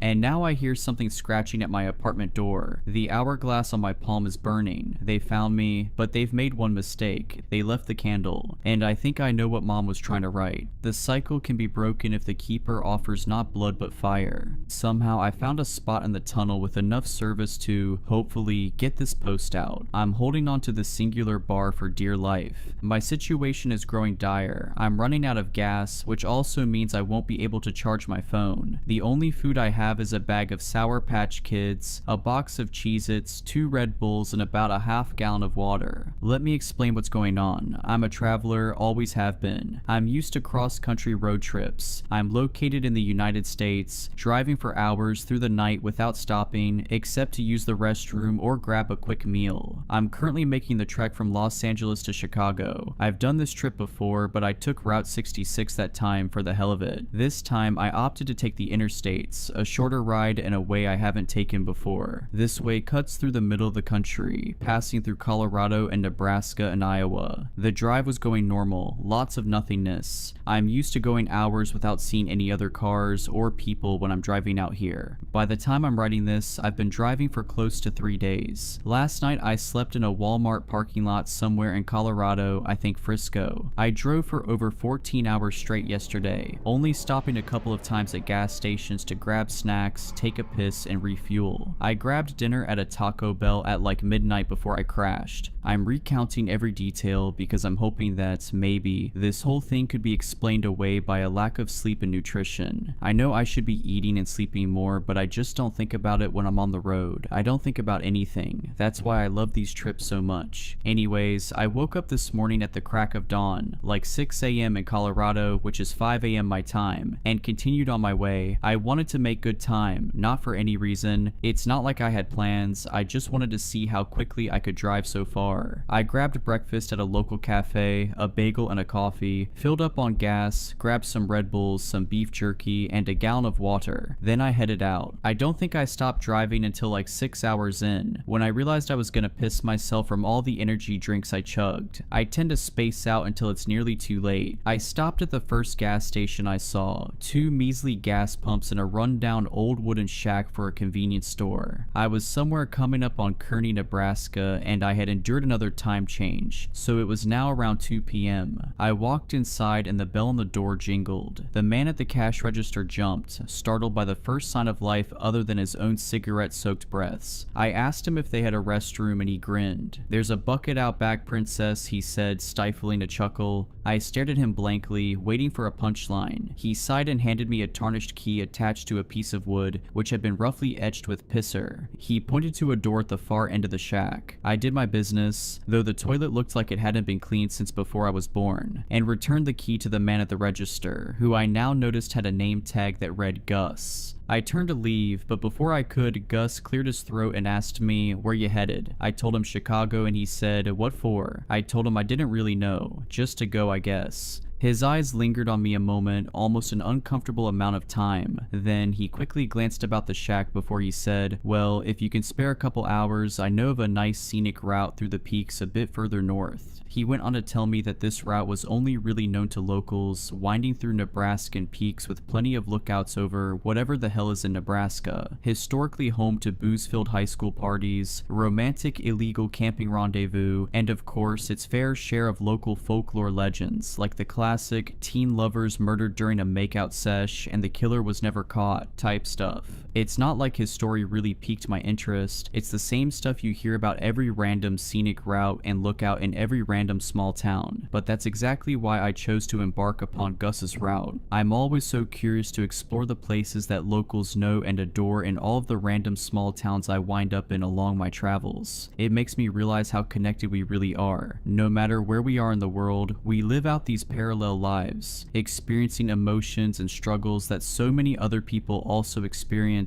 in their own ways. I love finding these spots. I love feeling connected with something, anything. He gave me crude directions, but it seemed simple enough. Continue up Interstate 80 for an hour or two longer until I see a turnoff, a dirt road to my left. Can't miss it. That'll take me where I need to go according to Gus. I figured that if I didn't see the turnoff, I'd just take the loss. After our conversation, I decided to purchase some snacks, Sour Patch Kids, Cheez-Its, and 2 more Red Bulls, and a pack of menthol cigarettes. I filled up on gas again before leaving. I wasn't sure when the next gas station would be, especially if I found Gus's route, and I continued on my way. I lit a cigarette as I began this next leg of my journey. My mother would kill me for smoking in my car. She'd kill me for a lot of the stuff I do when I take these trips. One thing I started to learn is that Nebraska is full of corn and wheat. In all directions, all I could see were miles and miles of farmland, stalks waving in the wind like a sorry excuse for an ocean. Interstate 80 was surrounded, crops creeping onto the shoulders of the road, refusing to adhere to man-made perimeters. The stalks grew high above my SUV, making it so I could see nothing beyond the confines of my weedy, corny prison. I had been driving for about 2 hours since the gas station when I saw it, a break in the crops to my left. Gus was right, I couldn't miss it. The dirt road stood out like a beacon, a sudden relief from my engulfment. pavement. I didn't feel any hesitation to take the path. In fact, I was excited that I had actually stumbled across it. As I made the turn, I could almost feel the stories, the experiences of the people who had made this turn before me. Every local has their spots. In every big city, every small town, every single person has a place that is special to them. A coffee shop, a hiking trail, a park, somewhere they have left pieces of themselves. I want to leave pieces of myself everywhere. The dirt road cut through the fields heading north. Far ahead of me, I could see a small range of peaks and hills. Nothing compared to California's mountain ranges, but at least it wasn't flat like everywhere else is out here. After driving through more and more miles of farmland, eventually I started to ascend. The road curved to my right at the base of the closest peak, turned from dirt into old battered pavement, and I began a twisty, turny ride up and up. As I got higher up the peak, I could see what Gus was talking about. The views were incredible. Plots of farmland, a quilt that covered the earth in greens and tans and yellows. I lit another cigarette and slowly continued my drive. I stopped at a couple of lookouts, just random turnoffs on the side of the road, taking in my surroundings. You can find beauty in anything if you try, even Nebraskan wheat fields. I felt like a local. The road was nothing special, similar to most mountain roads I've taken before. Nothing stood out really, besides some empty bottles and beer cans in the brush. I didn't see a single other person for the entirety of my drive, which I enjoyed. It was just me in the woods and the road. Then I entered the tunnel. I didn't think anything of it. Plenty of mountain roads cut through portions of the mountain itself, causing you to drive through a manufactured hole in the rock. I used to play a game as a kid where I'd hold my breath until we made it through to the other side. I'm glad I didn't try to hold my breath this time. I immediately noticed the tunnel was long. I couldn't see any light coming from the other end. The dirty orange bulbs hanging from the ceiling every 10 feet or so didn't make much of a difference in the pitch black. I drove for about 30 minutes, thinking to myself that this may be the longest tunnel I've ever driven through. Then the lights started diminishing. They began popping up every 30 feet, then every 50 feet, then every 100 feet, then there were none. I drove through the darkness for another 45 minutes, my headlights leading the way. I'd been in the tunnel for over an hour now. It was close to 8 p.m. and I didn't see any signs of the exit. I decided to turn around. I didn't like being swallowed by darkness. The rock walls were closing in on me, reigniting my claustrophobic fears that consumed me as a child. I drove for an hour or so back the direction I came. The lights should have started coming back by now, but they didn't. No orange bulbs. I drove for another hour and another, almost 3 hours driving back the way I came, and I never made it back to the tunnel's entrance. I was never greeted by the warm glow of the dim bulbs. Maybe the lights had gone out, but even then I should have been out of the tunnel hours ago by now. I started getting worried. I was confused. I had turned around, hadn't I? I remembered taking that 3-point U-turn in the narrow tunnel. I had been worried my SUV wouldn't even be able to make the turn and was relieved when it had. I grabbed my phone, but of course, no service. And who would I even call? My angry mother, who would just chew me out for listening to a strange man at a gas station in the first place. I have no friends back home. I'm more inclined to spend my time alone. No relationships besides an ex who wants me dead. I've only had myself for as long as I can remember. I left on this trip without telling anyone I was leaving, let alone where I'd be. Would anyone even notice I was lost? My mind was racing, looking for a solution as I kept driving. Luckily, my car's good on gas. I was still at half a tank. I just kept going. What else was I supposed to do? After another 2 hours, I was desperate. My gas wouldn't last forever. It was dwindling fast. And when my car gave out, I wouldn't be able to charge my phone either. My only distraction from the void enveloping me was my downloaded Spotify playlists. I needed that to survive. I needed that so I didn't go crazy in here. Out of nowhere, while I was fiddling with my music, I saw a beacon of hope. One single bar. It popped up for a split second. I slammed on my brakes and reversed until I got to the sweet spot. At this point, I didn't care if my mother screamed at me so loud it damaged my phone's speaker. I needed to tell someone what was happening to me. I hovered over her contact for a few seconds before I sighed and clicked call. It didn't even ring, just a horrific beeping that signified no service. I rested my forehead on the steering wheel, tears starting to well. I wasn't gonna get stuck out here. I couldn't. My brain wouldn't even consider that an option. I grabbed my phone and got out of the car. An eerie whistling from the wind blowing through the tunnel filled my ears. I climbed on top of my car. Maybe if I stood up here, I could get a call out. It didn't work. The same disheartening beeping rang out over and over, and I groaned. I could feel the anxiety building, my heart pounding against my chest. Then I heard something. It was faint at first, like someone trying to stifle a cough. I thought I imagined it. I stood there listening. Then it happened again, louder. It sounded like a playful shout, like maybe a teenager exploring the tunnel, hooting and hollering with their friends. This is what my mind latched onto. Another sign of life meant I could get out of here. I shouted back, "Hey!" It echoed, bouncing off the cold rock walls, repeating over and over. Then it was uncannily quiet. The wind's whistling stopped and everything went still. All I could hear were my own panicked breaths. Then footsteps. Hundreds of them, running, thumping footsteps, coming from both directions. It shook the ground and made my car wobble. Pebbles tumbled off the walls. I have never felt so weak, so exposed. I almost broke a bone jumping off of the roof of my car and stumbling into my driver's seat at what felt like the speed of light. I slammed the car door and locked it. I laid my seat all the way back and pressed myself against it, wanting so badly to dissolve, to disappear. My car stopped swaying. The quiet returned. I laid there for what must have been an hour, maybe more. Tears caked my face and I couldn't stop shaking. I tried every breathing exercise my therapist had taught me. Nothing could calm me. What was that? I haven't moved. I'm still laying in my driver's seat typing this. It's almost 4 a.m. I have been in this tunnel for almost 10 hours. I thought that maybe if I sat down and wrote out everything that's happened so far, it would help me understand. I still don't understand, but it is helping me to settle down. It's grounding me in my reality. Can someone please figure out where I am? Can someone tell me what's happening? How does a tunnel suddenly extend by miles? Did Gus know about this? Is that why he sent me here? I'm paranoid. What do I do from here? I don't want to get out of my car again. What if they find me? Why did they stop running to me? Did I imagine it in my hungry, exhausted state? I don't think continuing to drive is a good option, but it's really the only option. Eventually my gas is going to run out. Eventually my phone is going to die for good. Eventually I will starve or die of dehydration. I'm conserving the little food and drink I have as much as I can. I'm freaking out. I'm so thankful I bought these cigarettes. I fell asleep at like 8 this morning, kept awake all night by gripping fear. I woke up at 4 p.m. with a start, unsure if my terror was from something real or something I dreamed. Honestly, I usually awaken with a start. I have had chronic nightmares for as long as I can remember. I don't think my trepidation was caused by an outside force. Still in the tunnel, feeling the same as I did yesterday. I don't think I was laced. Another response I kept seeing on my first post was that turning around was a mistake. If we take what Gus said literally, as many of you are, I have to continue through the tunnel to take me where I need to go. Maybe that's why the tunnel extended, keeping me inside until I turn back around. It wants to trick me. It's swallowing me like a pill. So when I woke up today, I turned back around, facing back through the tunnel, hopefully the correct way. My car was slowly running out of gas, less than 1/4 tank. I found a portable charger in my car, thank God, that I charged up as I drove. I need as much time with you all as I can get. I need to feel like I'm still connected to civilization. Every 10 to 15 miles down the tunnel, I would reach another service sweet spot, a split second of a bar before it disappeared once again. It's throwing me a bone. I watched as my gas sensor conspicuously made its way to E. I kept driving past empty for about 30 minutes until my car sputtered and came to a stop in the darkness. I had been driving for about 3 hours. My car stopped near where I had turned around yesterday, I think. I sat there, unsure of what to do next, even though in my heart and in my mind I knew. Something I was dreading. I had to start walking. This must be what it wants. For me to be exposed, no longer protected by the steel frame of my SUV, no longer able to hide or speed away at a sign of danger. I was avoiding giving the tunnel what it wanted. I was terrified that as soon as I stepped out of my vehicle, I would be swarmed by whatever was running at me yesterday. But I had no other choice. I packed a bag with the necessary supplies. All of my food and drink, my portable charger, a blanket, some warm clothes, and a journal and pen in case my phone dies before I get out of here. I still want to be able to document my journey. I also grabbed my emergency flashlight and some extra batteries. I even found an old flare in my car's tool bag, which I took with me, and of course my cigarettes and a lighter. I sat there with my packed bag for a while, building up the courage to open my car door. I took a deep breath, counted down from 10, and on 1, I swung open my door and stepped out onto the road. The wind's eerie whistling surrounded me once again. I pointed my flashlight all around me. It was cold, dark, and damp. Liquid pooled at the base of the rock walls. There was nothing to do but start walking, so I did. Leaving my precious vehicle behind was heartbreaking. That SUV is the one constant I have in my life right now. I walked and walked. I knew that the last time I got a bar was about 2 miles before my car stopped. That meant in 8 miles or so, I would hit another sweet spot, and that's where I would rest. It would probably take me about 3 hours of walking. My flashlight did hardly anything in the pitch black. I could see only about 10 feet in front of me and only a small circle of light. The air felt heavy. It was getting hard to breathe. I jumped at every noise. Pebbles I had happened to kick bouncing along the ground. Water drip drops, even my own footsteps sometimes. I was constantly swiveling my light in all directions, glancing behind me every few seconds, even though I couldn't see anything. I felt like I was being watched, as cliche as it is. I walked for about an hour and a half, telling myself I was halfway to my rest point. I just had to keep pushing. I stopped for a second to retie my shoelaces. As I kneeled down, my flashlight fell out of my pocket and rolled to the other side of the tunnel, light aiming behind me. I watched the light as it rolled. The flashlight hit the wall opposite me with a metallic clink. The beam of light illuminated something pressed against the wall, about 10 feet behind me. A black shadow stood out against the shiny gray rock. It looked like the shape of a person, though elongated and wrong somehow. Someone standing with their face pressed against the wall, arms at their side. I inhaled sharply, trying to act as though I didn't see anything. I didn't want to acknowledge the shape. We all remember what happened the last time I acknowledged a presence in this tunnel. I quickly finished tying my shoes and ran across the tunnel to grab my flashlight. I picked it up and continued briskly walking, away from the figure, away from the menacing mass that stuck to the rock like moss. My heart started racing once again, pounding so hard I worried the sound would echo. Was I being followed, and by what? I kept moving. It almost felt like I was floating. My legs were getting numb from the cold and the trek. I made it to my rest point without another incident. I put on a sweater and sat on the ground, my back against the tunnel wall, wrapping myself in my blanket. The bar had appeared like a sign from God, and I started reading more of your comments just to hear from someone. I guess eventually I started to hum. It's a habit that my mother had tried beating out of me when I was younger, but no amount of pummeling could stop the music in me. It was always random tunes that I couldn't really place. This time was no different. I hadn't even noticed the melody vibrating in my throat, not until I heard it faintly from my left. Further down the tunnel, the way I had walked from. I stopped my humming, but the tune didn't cease. It kept repeating, and I grew more restless each time. A panic crept over me. I listened intently and realized it didn't even necessarily sound human. It sounded forced, like whatever was repeating my humming had never hummed before. Crackling, gritty, hoarse. Then more joined in, from both directions. A distorted choir I couldn't see was repeating my nonsensical tune over and over. I started imagining what these pitiful tunnel demons could possibly look like. Did they appear as human like I thought the shadow was, or were they more animalistic? Would my death be quick at their hands? The humming was converging on me, getting closer and closer. I turned off my flashlight and threw my blanket over my head, curling up into a ball, like a toddler avoiding the monster under their bed. I lay there with my eyes closed, focusing on my breathing. In for 6, hold for 6, out for 6, just like my therapist taught me. The ground trembled, the pebbles skittered around me, the wind picked up speed. After about 5 minutes, the humming came to an abrupt halt. Everything quieted suddenly. A single set of footsteps was approaching me slowly. I was shaking as I heard the figure coming up on me. I remained under my blanket, pressed against the ground and the wall. I scrunched my eyes closed and pictured myself somewhere, anywhere else. The footsteps stopped right in front of me. I sensed the figure lean down. I could hear it breathing directly above me. If this was it, this was it. I accepted my fate. Drops of what I assumed was drool splattered onto the blanket. I heard something lick its lips. I held my breath and thought of every horrible thing I had done throughout my life, and how I would never be able to fix it. How I never made amends with so many of the people I had harmed. How my mother probably wouldn't even notice I was dead, and if she did, she'd probably be relieved. Obviously, whatever it was didn't kill me. It stood there above me, salivating and clicking its tongue for a long, long time. Somehow, I fell asleep. Wake up. I was still wrapped in the blanket, clutching my flashlight and my phone. I had been awakened by that harsh whisper shout that rang in my ears, like when someone screams in a dream and it continues long after you open your eyes. I listened, but I heard nothing more. I slowly lifted the edge of the blanket and peeked out. My eyes began adjusting to the darkness, and I couldn't see any ominous shapes in my immediate vicinity. I bit my tongue and turned on my flashlight, slowly lifting the blanket off of myself and shining my light in all directions. Nothing. Are they toying with me? Maybe they're like Stephen King's It. Maybe Maybe they want me to be afraid before they eat me so I taste better. Are they even real? I saw that shape in the tunnel, but maybe it was a trick of the light. I heard the humming and I felt that figure looming over me, but maybe it was all in my head. My mother always told me I was beyond help, that my paranoid tendencies would take over me until they killed me. Maybe that's all that's happening now. I keep trying to tell myself that none of this is real, that I'm just going crazy from hunger and exhaustion and cold and isolation. It's getting harder to convince myself of that though, especially now that I notice the dozen or so drops of blood littering my blanket. I think I slept for like 2 hours. It's almost 2 a.m. I'm about to start the 3-hour walk to my next resting point, my next bar. I have to keep moving. Until I can get back online, I'm hoping some of you can help me. I don't think there's any point in figuring out exactly where I am. I don't want anybody else coming in here after me. I don't know if this tunnel's even real at this point, but maybe you guys can give me some ideas on how to proceed. Should I confront the figures the next time they make themselves known? Maybe acknowledging them is the only way I can get out of here. Maybe I have to face my fears.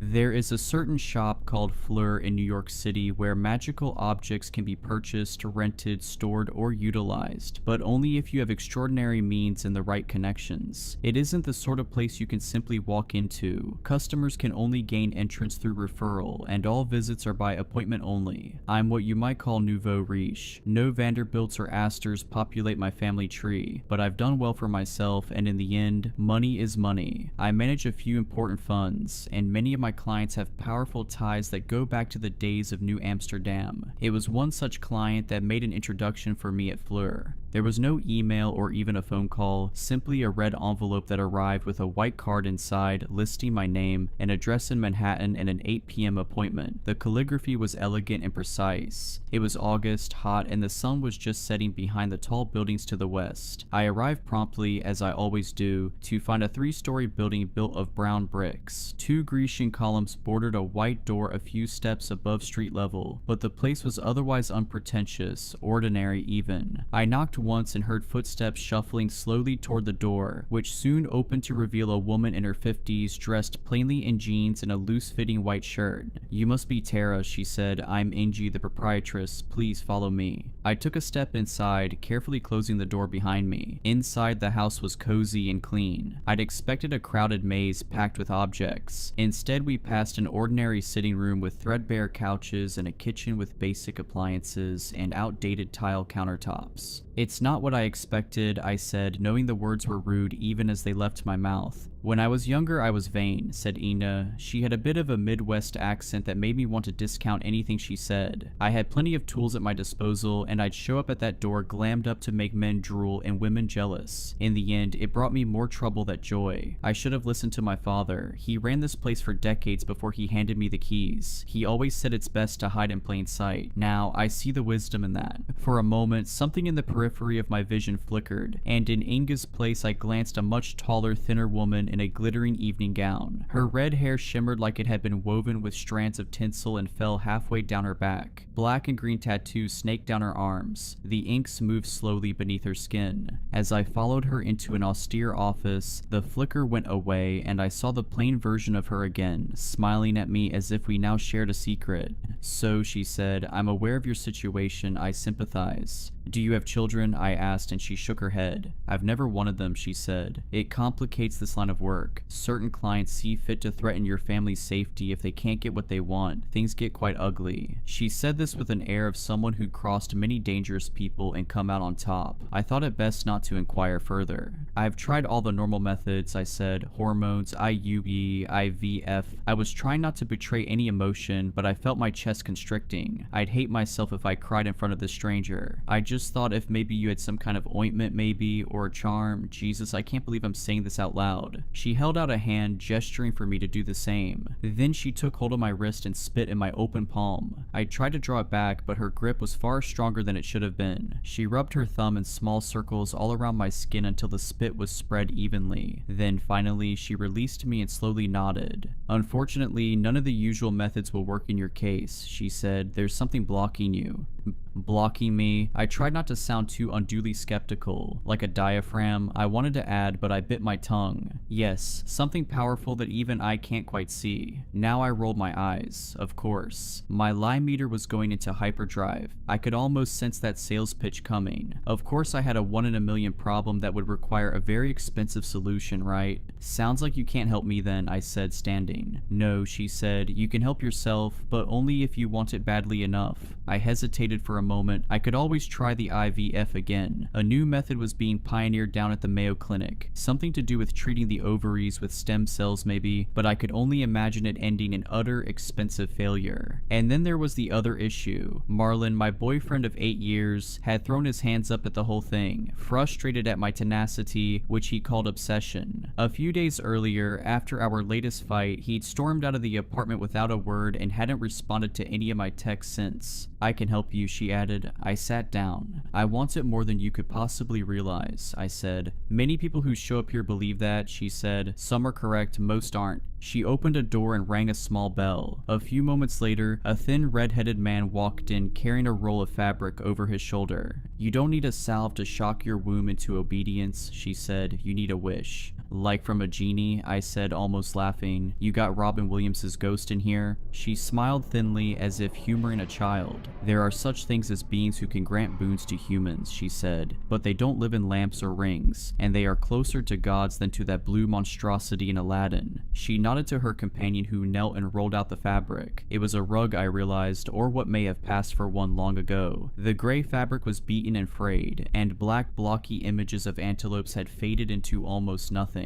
The rug is from the Ubaid period, roughly 4,800 BCE, explained Inga. Even were it not charmed, it would be one of a kind amongst the oldest textiles in existence. By the same token, it's likely that it had survived for so long precisely because of its supernatural qualities. I had to stop myself from making a joke about magic carpets. Inga looked deadly serious now. In the popular imagination, magical objects are portrayed as easy fixes, said Inga. A lamp you rub or a sword that slices through stone. A carpet that flies. In reality, most enchanted objects can only be activated through extreme effort and determination. They're merely a foot in the door to seeking supernatural aid. The true effort comes from the seeker. So how does it work? I asked. To contact the being tied to this rug, you must kneel on it for 3 days and nights. During that time, you may not sleep, eat, or drink. If you have proven the strength of your resolve after 3 days, the spirit will visit you in your desire. And I can wish for anything. Most wishes are acceptable, but it's good to know ahead of time that there are limits. You cannot use the wish to kill a living thing or to negate the wish of another. Such things are against the nature of the spirit. It is a generous being by nature, looking to grant the heart's desire of the worthy. My wish is worthy, I said. She nodded. You will need time to prepare, she said. I have a room here that I'll set up for your trial. As I said, you will need to be here for 3 days. Come well nourished and hydrated just after a full night's sleep. Wear loose, comfortable clothes. She paused. Some clients choose to bring an adult diaper. You've got to be kidding me. I couldn't help but mutter, but she did not smile. The cost is $5 million per day, she said, non-refundable. I raised my eyebrows. I was told money wouldn't be an issue, she said. It's not, I said, regaining my composure. I would have to sell some of my crypto holdings, the easiest asset to liquidate on short notice. I started to assess the tax implications in my head. Good, she said, then we'll set a date. I was able to clear a few days in October for the trial. I told my coworkers I was headed to St. Bart's to do a little beach time. Though I hadn't taken a vacation in years, no one questioned it. If anything, they were glad, telling me it seemed like I could use it. I'd developed a reputation as highly intense, a ballbuster.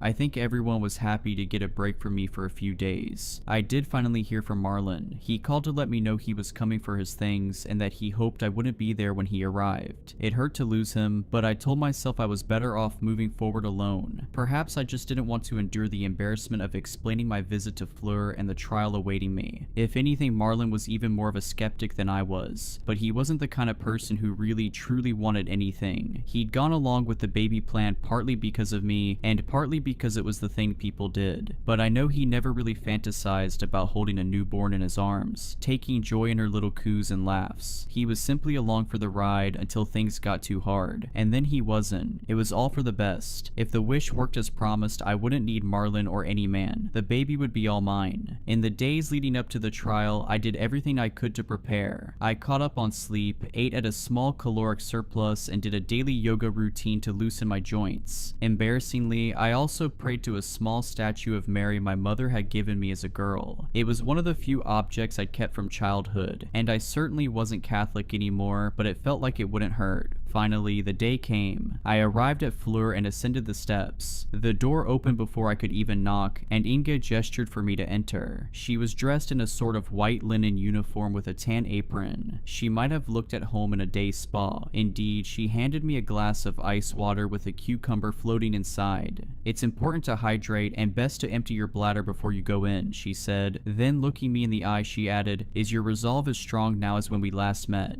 "Stronger," I said honestly, and she nodded. I followed Inga up a winding staircase up to the 3rd level, where a narrow, dimly lit hallway opened to an array of doors. As we walked through the hall, it seemed I could hear groans coming from behind several of the door, strange muttering that sounded like prayer from others. "Busy morning?" I asked. "My client's business is strictly confidential," she said. "Should anyone come asking about you, I'd say the same." I wondered if it was all people kneeling on rugs behind every door. Surely not. Behind each door was a different object, a different aspiration. I had heard rumors of others who come here for help. A woman in her 50s who lay in a glass coffin that superheated her skin, crisping it like a Thanksgiving turkey's. The pain had been unimaginable, but after 2 hours when she emerged from the coffin, her skin was as taut as a 20-year-old's. Another friend had been asked to finger paint portrait after portrait of her dead lover in blood, until finally the 44th one began to move of its own volition and carried out a long and heartfelt conversation that left her happy for the first time in years. "Understood," I said. "Thank you." We reached a door near the end of the hall. She tapped the handle a few times in a kind of rhythmic sequence, then turned it slowly open. On the other side of the door was a barren room with no windows. 2 walls were of bare brick, the others were simple white, the paint chipping in places. At the center of the room stood the rug. It looked slightly more important now, set in the middle of the otherwise barren room, like an exhibit at a museum. I was struck by the feeling that I shouldn't touch it.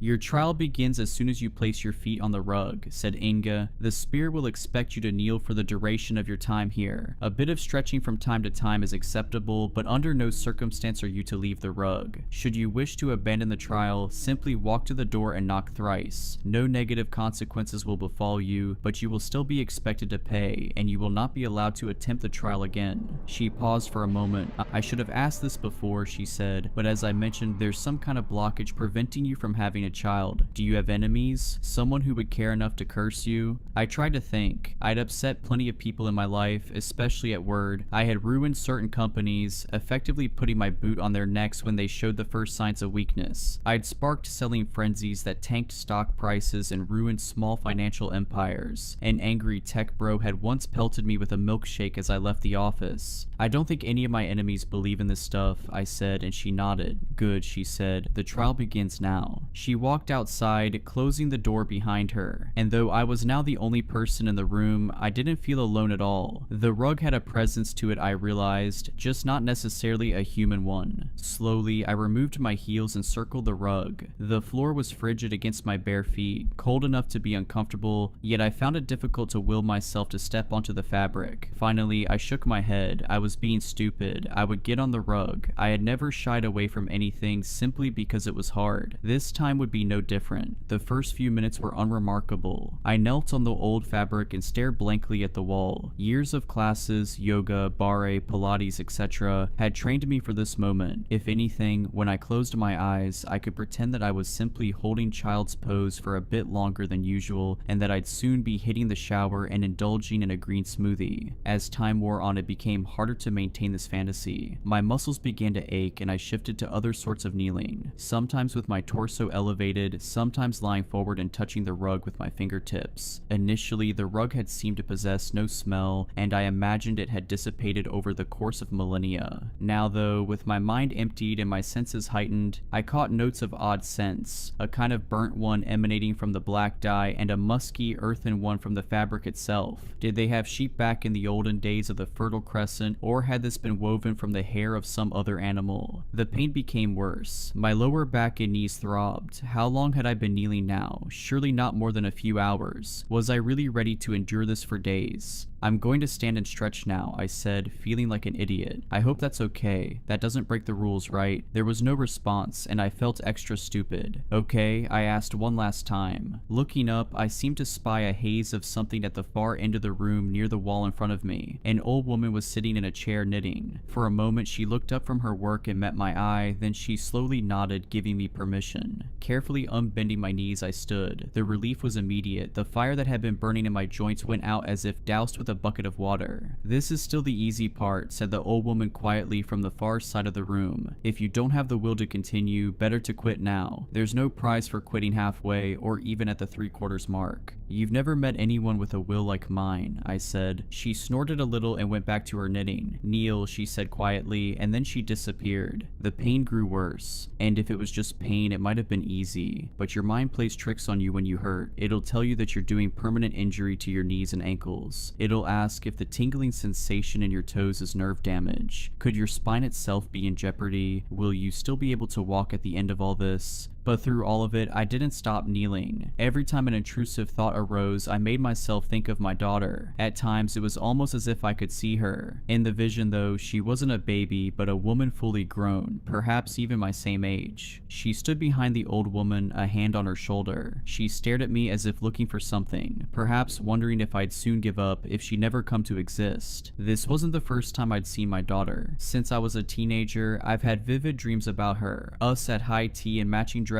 arguing the merits of English breakfast and Earl Grey, me at her college graduation, my eyes welling with tears as she collects her Princeton diploma, me popping a bottle of champagne to celebrate her putting the down payment on her first apartment, a little one-bedroom in Brooklyn. It was all so clear that it seemed inevitable, like the dreams were a reality just waiting for me once I reached the proper time. I knew I was destined to become the mom that my own mother never was. Yes, my mother was a disaster. She'd moved to New York from rural Virginia, assuming she'd be discovered by some producer at the cafe where she worked and book her ticket to Broadway. Every morning she spent an hour in the mirror preparing for her big break, but it never came. Instead, there was only an endless procession of men, some with promises of fame and fortune, but mostly just a string of losers that grew increasingly dangerous. I don't like to talk much about that period of my life, except to say that it was terrible and not something I'd wish on anyone. It all ended when I was 12 and came home from school to find her half dead off a bag of gray powder lying on the couch beside her fully dead boyfriend. I went to live with one of her cousins in Brooklyn after that. She had 2 daughters of her own and worked almost constantly. To her credit, I wasn't treated any worse than her biological children, but that's not saying much. At best, we were all seen as burdens, but at least I was safe. I suppose it made me tough and eager to be nothing like my mother. I grew up hating her and had very little contact with her once I stopped living at her place. At some point, I heard that she died falling from a balcony, an act that may have been self-inflicted or at the hands of a jealous boyfriend, though the truth was never discovered. I chose not to attend the funeral. I suppose I was driven to be my mother's opposite in every way. Through high school, my grades were perfect and I never dated. I told myself that when I was older, I would give my daughter the things I never had. A clean apartment looking over the park, and a stable dad who never drank and woke up early each morning to brew coffee and read the news. A mother who loved her above all other things. I looked up at the old woman. My daughter's shade stooped down and whispered something in her ear. "What?" I asked, attempting to bend my head up to look at them. I realized I barely had the strength to do so. How long had I been here now? I had no phone, no watch. The room had no windows. It could have been the first day or the second, certainly not the third. "She says that you could never love her above all other things," the old woman muttered. "You love yourself too much." Had they read my thoughts? "What does she know?" I asked. "She doesn't know me. She's not even real."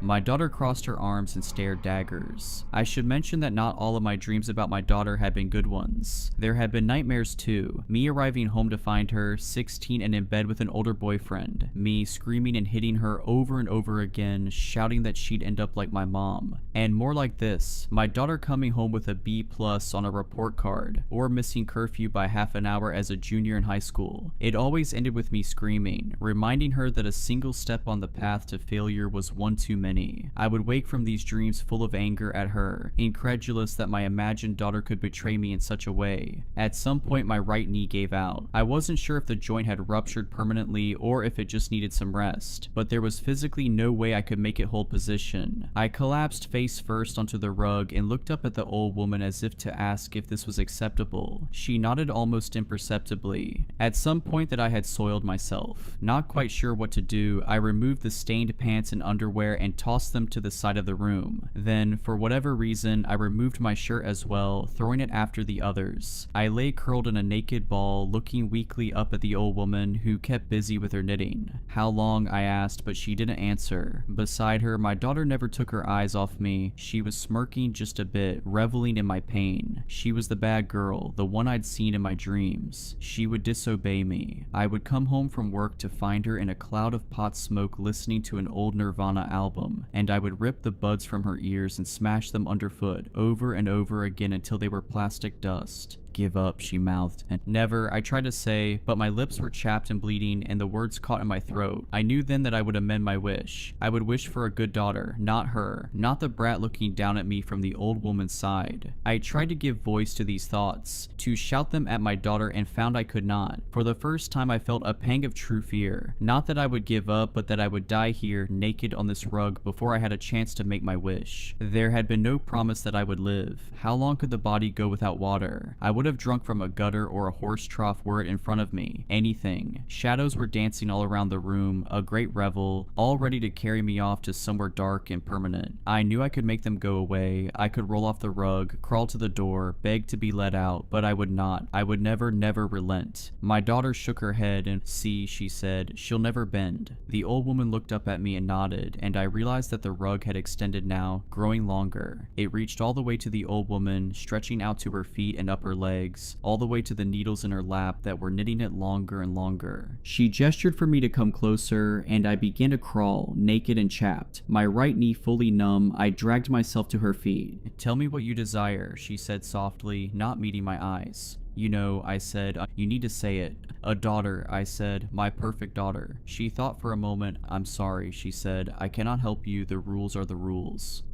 "What are you talking about?" I choked as I asked the question, my throat dry and painful. "Your wish cannot negate the wish of another," she said softly. "I don't understand," I said. What was she talking about? The woman held up the bits of yarns in her lap. They seemed to vibrate, the dancing threads throwing darkness on the wall like shadow puppets. In these shadows a vision formed. It was my daughter years in the future, my same age. She was here in this very room, kneeling on this very same rug. Time moved in fast motion as I watched her suffer just as I had. Her body breaking down, her mind drying into a husk as the lack of sleep and water broke it. But in the end, she too survived the trial. She too crawled to the old woman to make her wish. "I don't want to die," she said through chapped lips, "but I wish I was never born. Could you do that for me?" The old woman looked up at her curiously. "Perhaps. Why is this your wish?" "Because I have never been happy, not one day in my life," my daughter said, blinking away tears. "I had a mother who screamed at me for the slightest misstep. She demanded perfection, and I tried to give it to her. I gave her everything she wanted. I went to Yale, then Harvard Medical School. There's no better doctor in the city, but every day I come home and wish I'd die in my sleep. I haven't spoken to my mom in years, but I still hear her screaming. The second I start to feel happy, she's right there in my ear, telling me I don't deserve an ounce of joy in my life." The old woman nodded.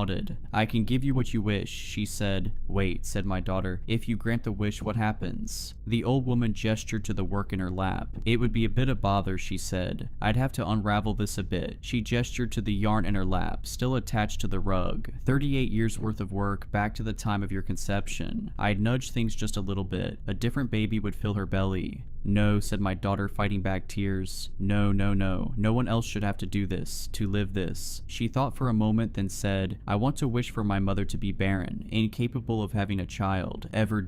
The old woman smiled a bit sadly and nodded. She began to pull at the thread in her lap, unraveling the rug. "Anything else?" "Yes," said my daughter. "One day I want her to find out why." The old woman looked over at me now, then over at my daughter's specter. She shot me one last cruel smile, a look of satisfaction. Then she turned and walked through the darkness of the wall. She would not return. "Do you understand?" asked the old woman. "I can't allow your wish to undo hers." I understand. Is there anything else I can offer you? She asked. I shook my head. She looked up from her knitting one last time. You may yet think of something, she said. Come back anytime. You know where to find me. Inge must have entered the room shortly after. She gave me a glass of water, which I drank desperately, and a fresh robe. She took me to a shower where I sat and cried on the wet floor. My skin was so broken that I could barely handle the lukewarm temperature. My knee throbbed but had regained a bit of its function. I saw that I would be whole again, physically at least. Since that day I've been at home slowly repairing myself. Long baths, lunches of chicken broth and juice cut with water. But I can't bring myself to call work or anyone really. I feel that the motor has been ripped out of me, that there's nothing to make me go anymore. What is a life without a purpose? I am not someone accustomed to drifting. And of course I've been angry. At my daughter and at myself. But there's nowhere for those feelings to go. Nothing to do with them. I can't undo the mother I was in some other fabric of reality. I am stuck, but at the same time, I have no desire to die. And lately my thoughts have turned to my own mother, who I suppose made me this way. As I said before, so much of who I am came as a reaction to who she was. I think of the way she cackled when she was high. It was a selfish laugh, a laugh you couldn't share. Late at night I find myself waking impossibly thirsty, but I do not drink. Instead I kneel on the bed and stare into the darkness, and I think I see the old woman sitting there. I imagine crawling to her and whispering that I too wish my mother had been barren, that I too want her to know why. I imagine the old woman unraveling another few decades from her work to go back and fix things. And in my reverie, I sometimes hope that I won't be the last one to make this wish, that my mother will do the same, wishing her mother barren, and then on until each bad mother through the centuries is erased along with history itself, the whole rug disappearing as the old woman pulls the thread, until all traces of humanity are wiped away, leaving nothing but a pile of tangled yarn.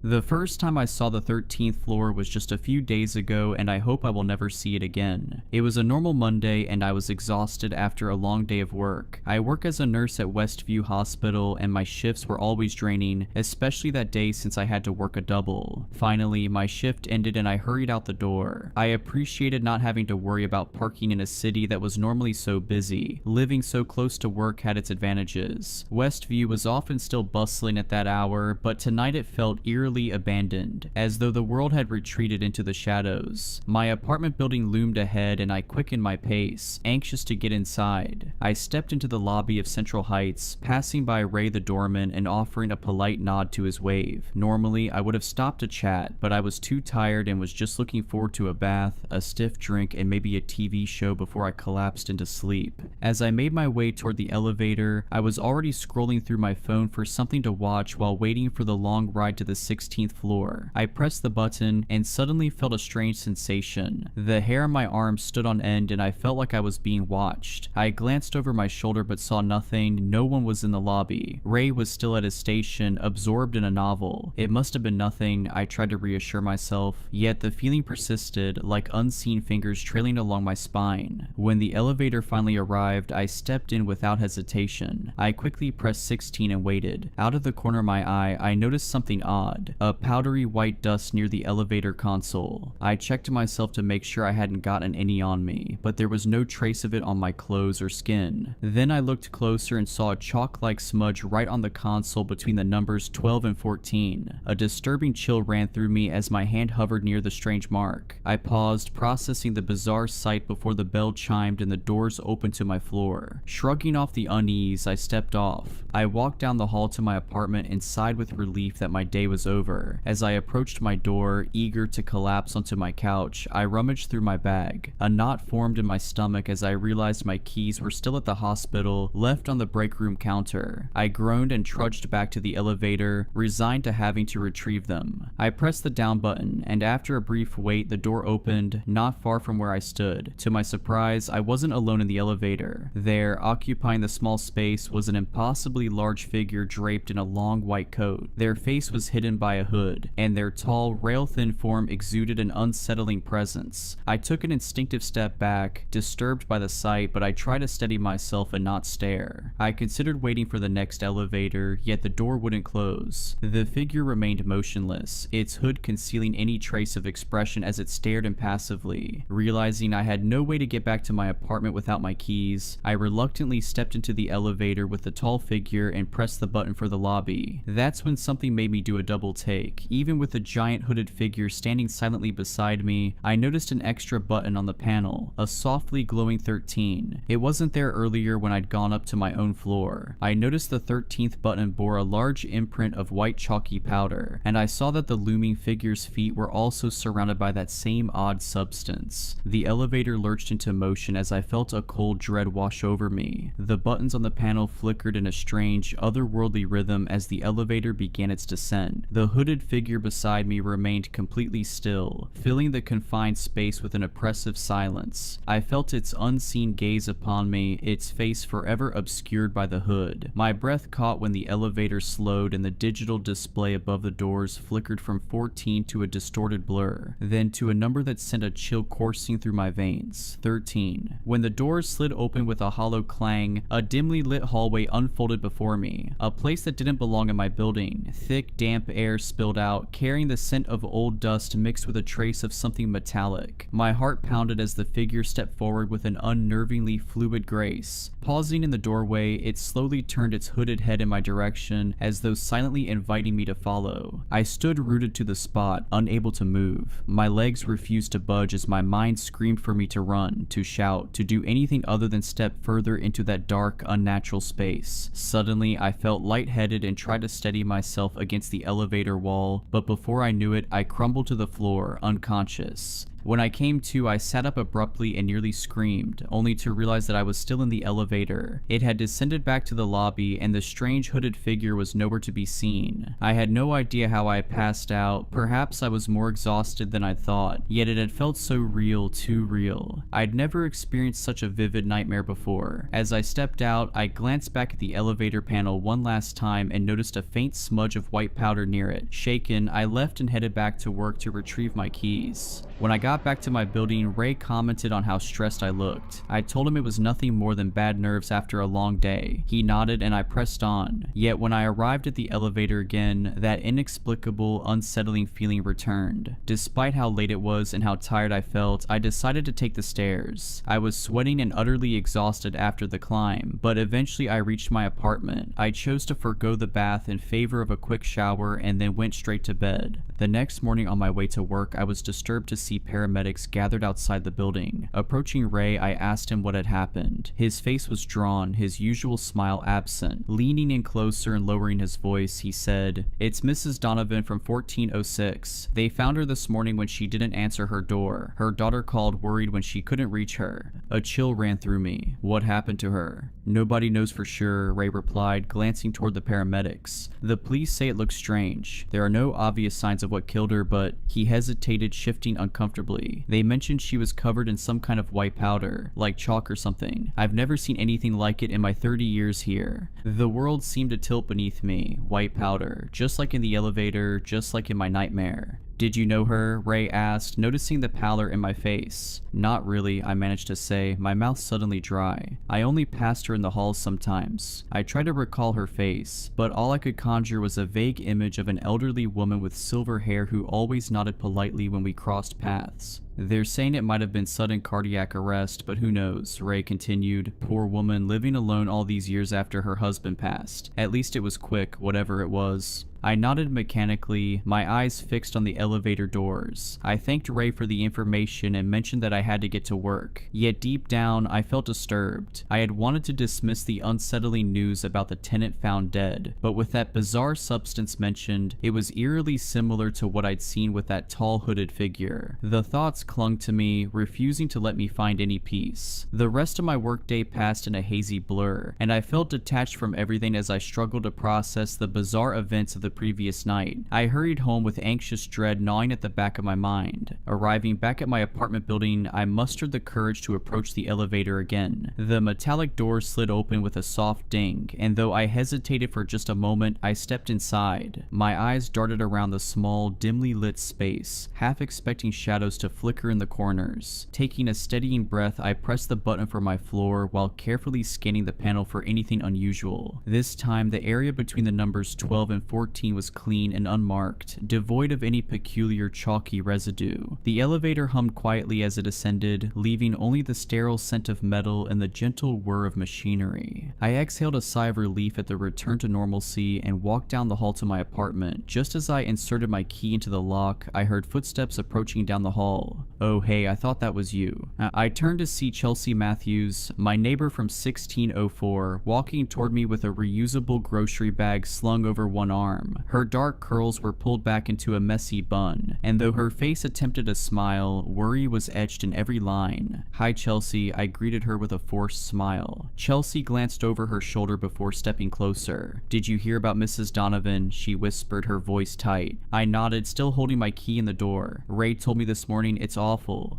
"I can't stop thinking about it," Chelsea admitted, clutching her grocery bag closer to her chest. "I saw her just 2 days ago in the laundry room. She seemed perfectly fine, even talking about her granddaughter's ballet recital." A chill crept up my spine. "Did Ray mention the white powder they found?" Her eyes widened. "Yes. That's what's so strange. My sister works at the police station as a clerk, and she couldn't tell me much, but she said the investigators were baffled. It wasn't any kind of drug or poison they recognized, just this weird chalky substance all over her apartment." Her voice dropped even lower. "The medical examiner still hasn't determined a cause of death." My legs felt weak as I leaned against the doorframe. "That's disturbing."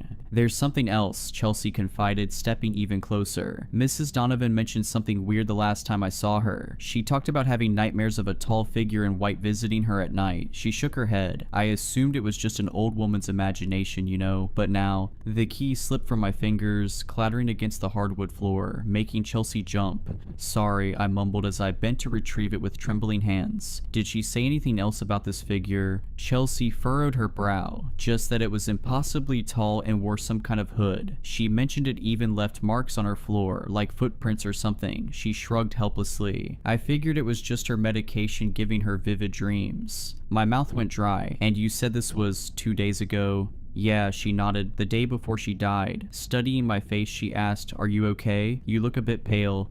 "I'm fine," I lied, forcing myself to stand a little taller. "Just tired from work. These double shifts are killing me." I fumbled with my key once more. "I should get some rest." "Alright then, take care and stay safe. I'll see you around, and don't work yourself too hard." "Have a good rest of the night," Chelsea said, waving as she headed back to her own apartment. I stepped inside my apartment and released the breath I hadn't realized I was holding, my mind still echoing with all the disturbing things Chelsea had said about Mrs. Donovan and her untimely death. Pushing myself away from the door, I moved through my darkened apartment, flipping on lights as I went. The shadows seemed longer tonight, and the corners of my home appeared darker and more ominous. In the kitchen, I poured myself a glass of wine with shaking hands, spilling a few drops on the counter, though I didn't bother to wipe them up. The television droned on in the background as I curled up on my couch, wrapping myself in a throw blanket despite the warmth of the apartment. News footage of paramedics outside my building played silently, a reporter discussing the mysterious death of an elderly resident. I quickly changed the channel. Sleep proved impossible. Every time I closed my eyes, that hooded figure and the impossible 13th floor replayed in my mind. Chelsea's words about Mrs. Donovan's nightmares echoed incessantly, the same nightmares I'd had, the same figure I'd seen. Around midnight, I finally dragged myself to bed. I lay awake, staring at the ceiling and listening to the occasional creaks and groans of the building settling. My eyelids grew heavy despite my anxiety, and eventually I drifted into an uneasy sleep. I woke with a start, my alarm blaring beside me. For a moment I felt disoriented, unable to tell if I had truly slept or merely closed my eyes for a few minutes. My body felt heavy and my mind foggy as I dragged myself out of bed and into the shower. The hot water did little to wash away my unease. As I dressed for work, I found myself continuously glancing toward my door, half expecting a knock or the turn of the handle. I chided myself for being irrational, but couldn't shake the dread that had firmly firmly taken root in my mind. My morning routine took longer than usual. Every sound startled me. By the time I was ready to leave, I was already running late. I hesitated at my door, took a deep breath, and stepped into the hallway. The corridor was quiet, with morning light filtering through the windows at each end. I locked my door and headed toward the elevator, only to freeze mid-step. There, in the middle of the hallway, stood Chelsea. I recall that she worked at a different hospital across town, yet she was in her hospital scrubs, though they looked rumpled as if she'd slept in them. Her hair hung loose and tangled around her shoulders. "Chelsea," I called out cautiously, "are you okay?" She didn't respond at first, remaining perfectly still with her gaze fixed on the wall. Something about her unresponsive stillness sent a chill down my spine. "Chelsea," I tried again, gently reaching out to touch her shoulder. At my touch, her head snapped toward me, but her eyes remained unfocused, gazing through me rather than at me. Her pupils were dilated and her face looked unnaturally pale. "It comes at night," Chelsea whispered, her voice raspy and strange. "The shadow of death, it wears white but leaves darkness. It marks them first. The 13th floor, it's waiting there." My blood ran cold. "Chelsea, what are you talking about? There is no 13th floor." "I saw it last night," she continued, her voice slurring slightly. "In the elevator, the button appeared, white dust, so cold." She shuddered violently. "It knows who's next." I gripped her shoulders, shaking her gently. "Chelsea, snap out of it." Blinking rapidly, Chelsea's eyes gradually focused. Color slowly returned to her face as confusion took over. She looked around disoriented before finally recognizing me. Why am I in the hallway?" she murmured, touching her forehead and wincing. "God, I have such a headache. Was I sleepwalking?" "I'm not sure," I said uncertainly, my eyes still fixed on her face. "You were just standing here talking about strange things." "What things?" she asked, frowning as she rubbed her temples. I hesitated before replying, "About a shadow of death, and the 13th floor." Her eyes widened in disbelief. "I don't remember any of that." Glancing at her watch, she gasped, "Oh God, I'm late. I need to get to work." She hurried toward the elevator, then paused and looked back at me with an embarrassed smile. "Sorry about that. Must have been sleepwalking or something. Too many night shifts, you know." Before I could utter a word, Chelsea disappeared around the corner toward the elevator, and I stood frozen in the hallway, my mind racing. The coincidence was too overwhelming. Mrs. Donovan's experience, my own, and now Chelsea mentioning the same horrors. Later, at work, I couldn't focus. Twice, I nearly administered the wrong medication to patients, catching myself just in time. Colleagues asked if I was feeling ill, noting my pallor and distracted state. I blamed it on lack of sleep, which wasn't entirely untrue. During my lunch break, I sat alone in the hospital cafeteria, picking at a salad that I had no appetite for.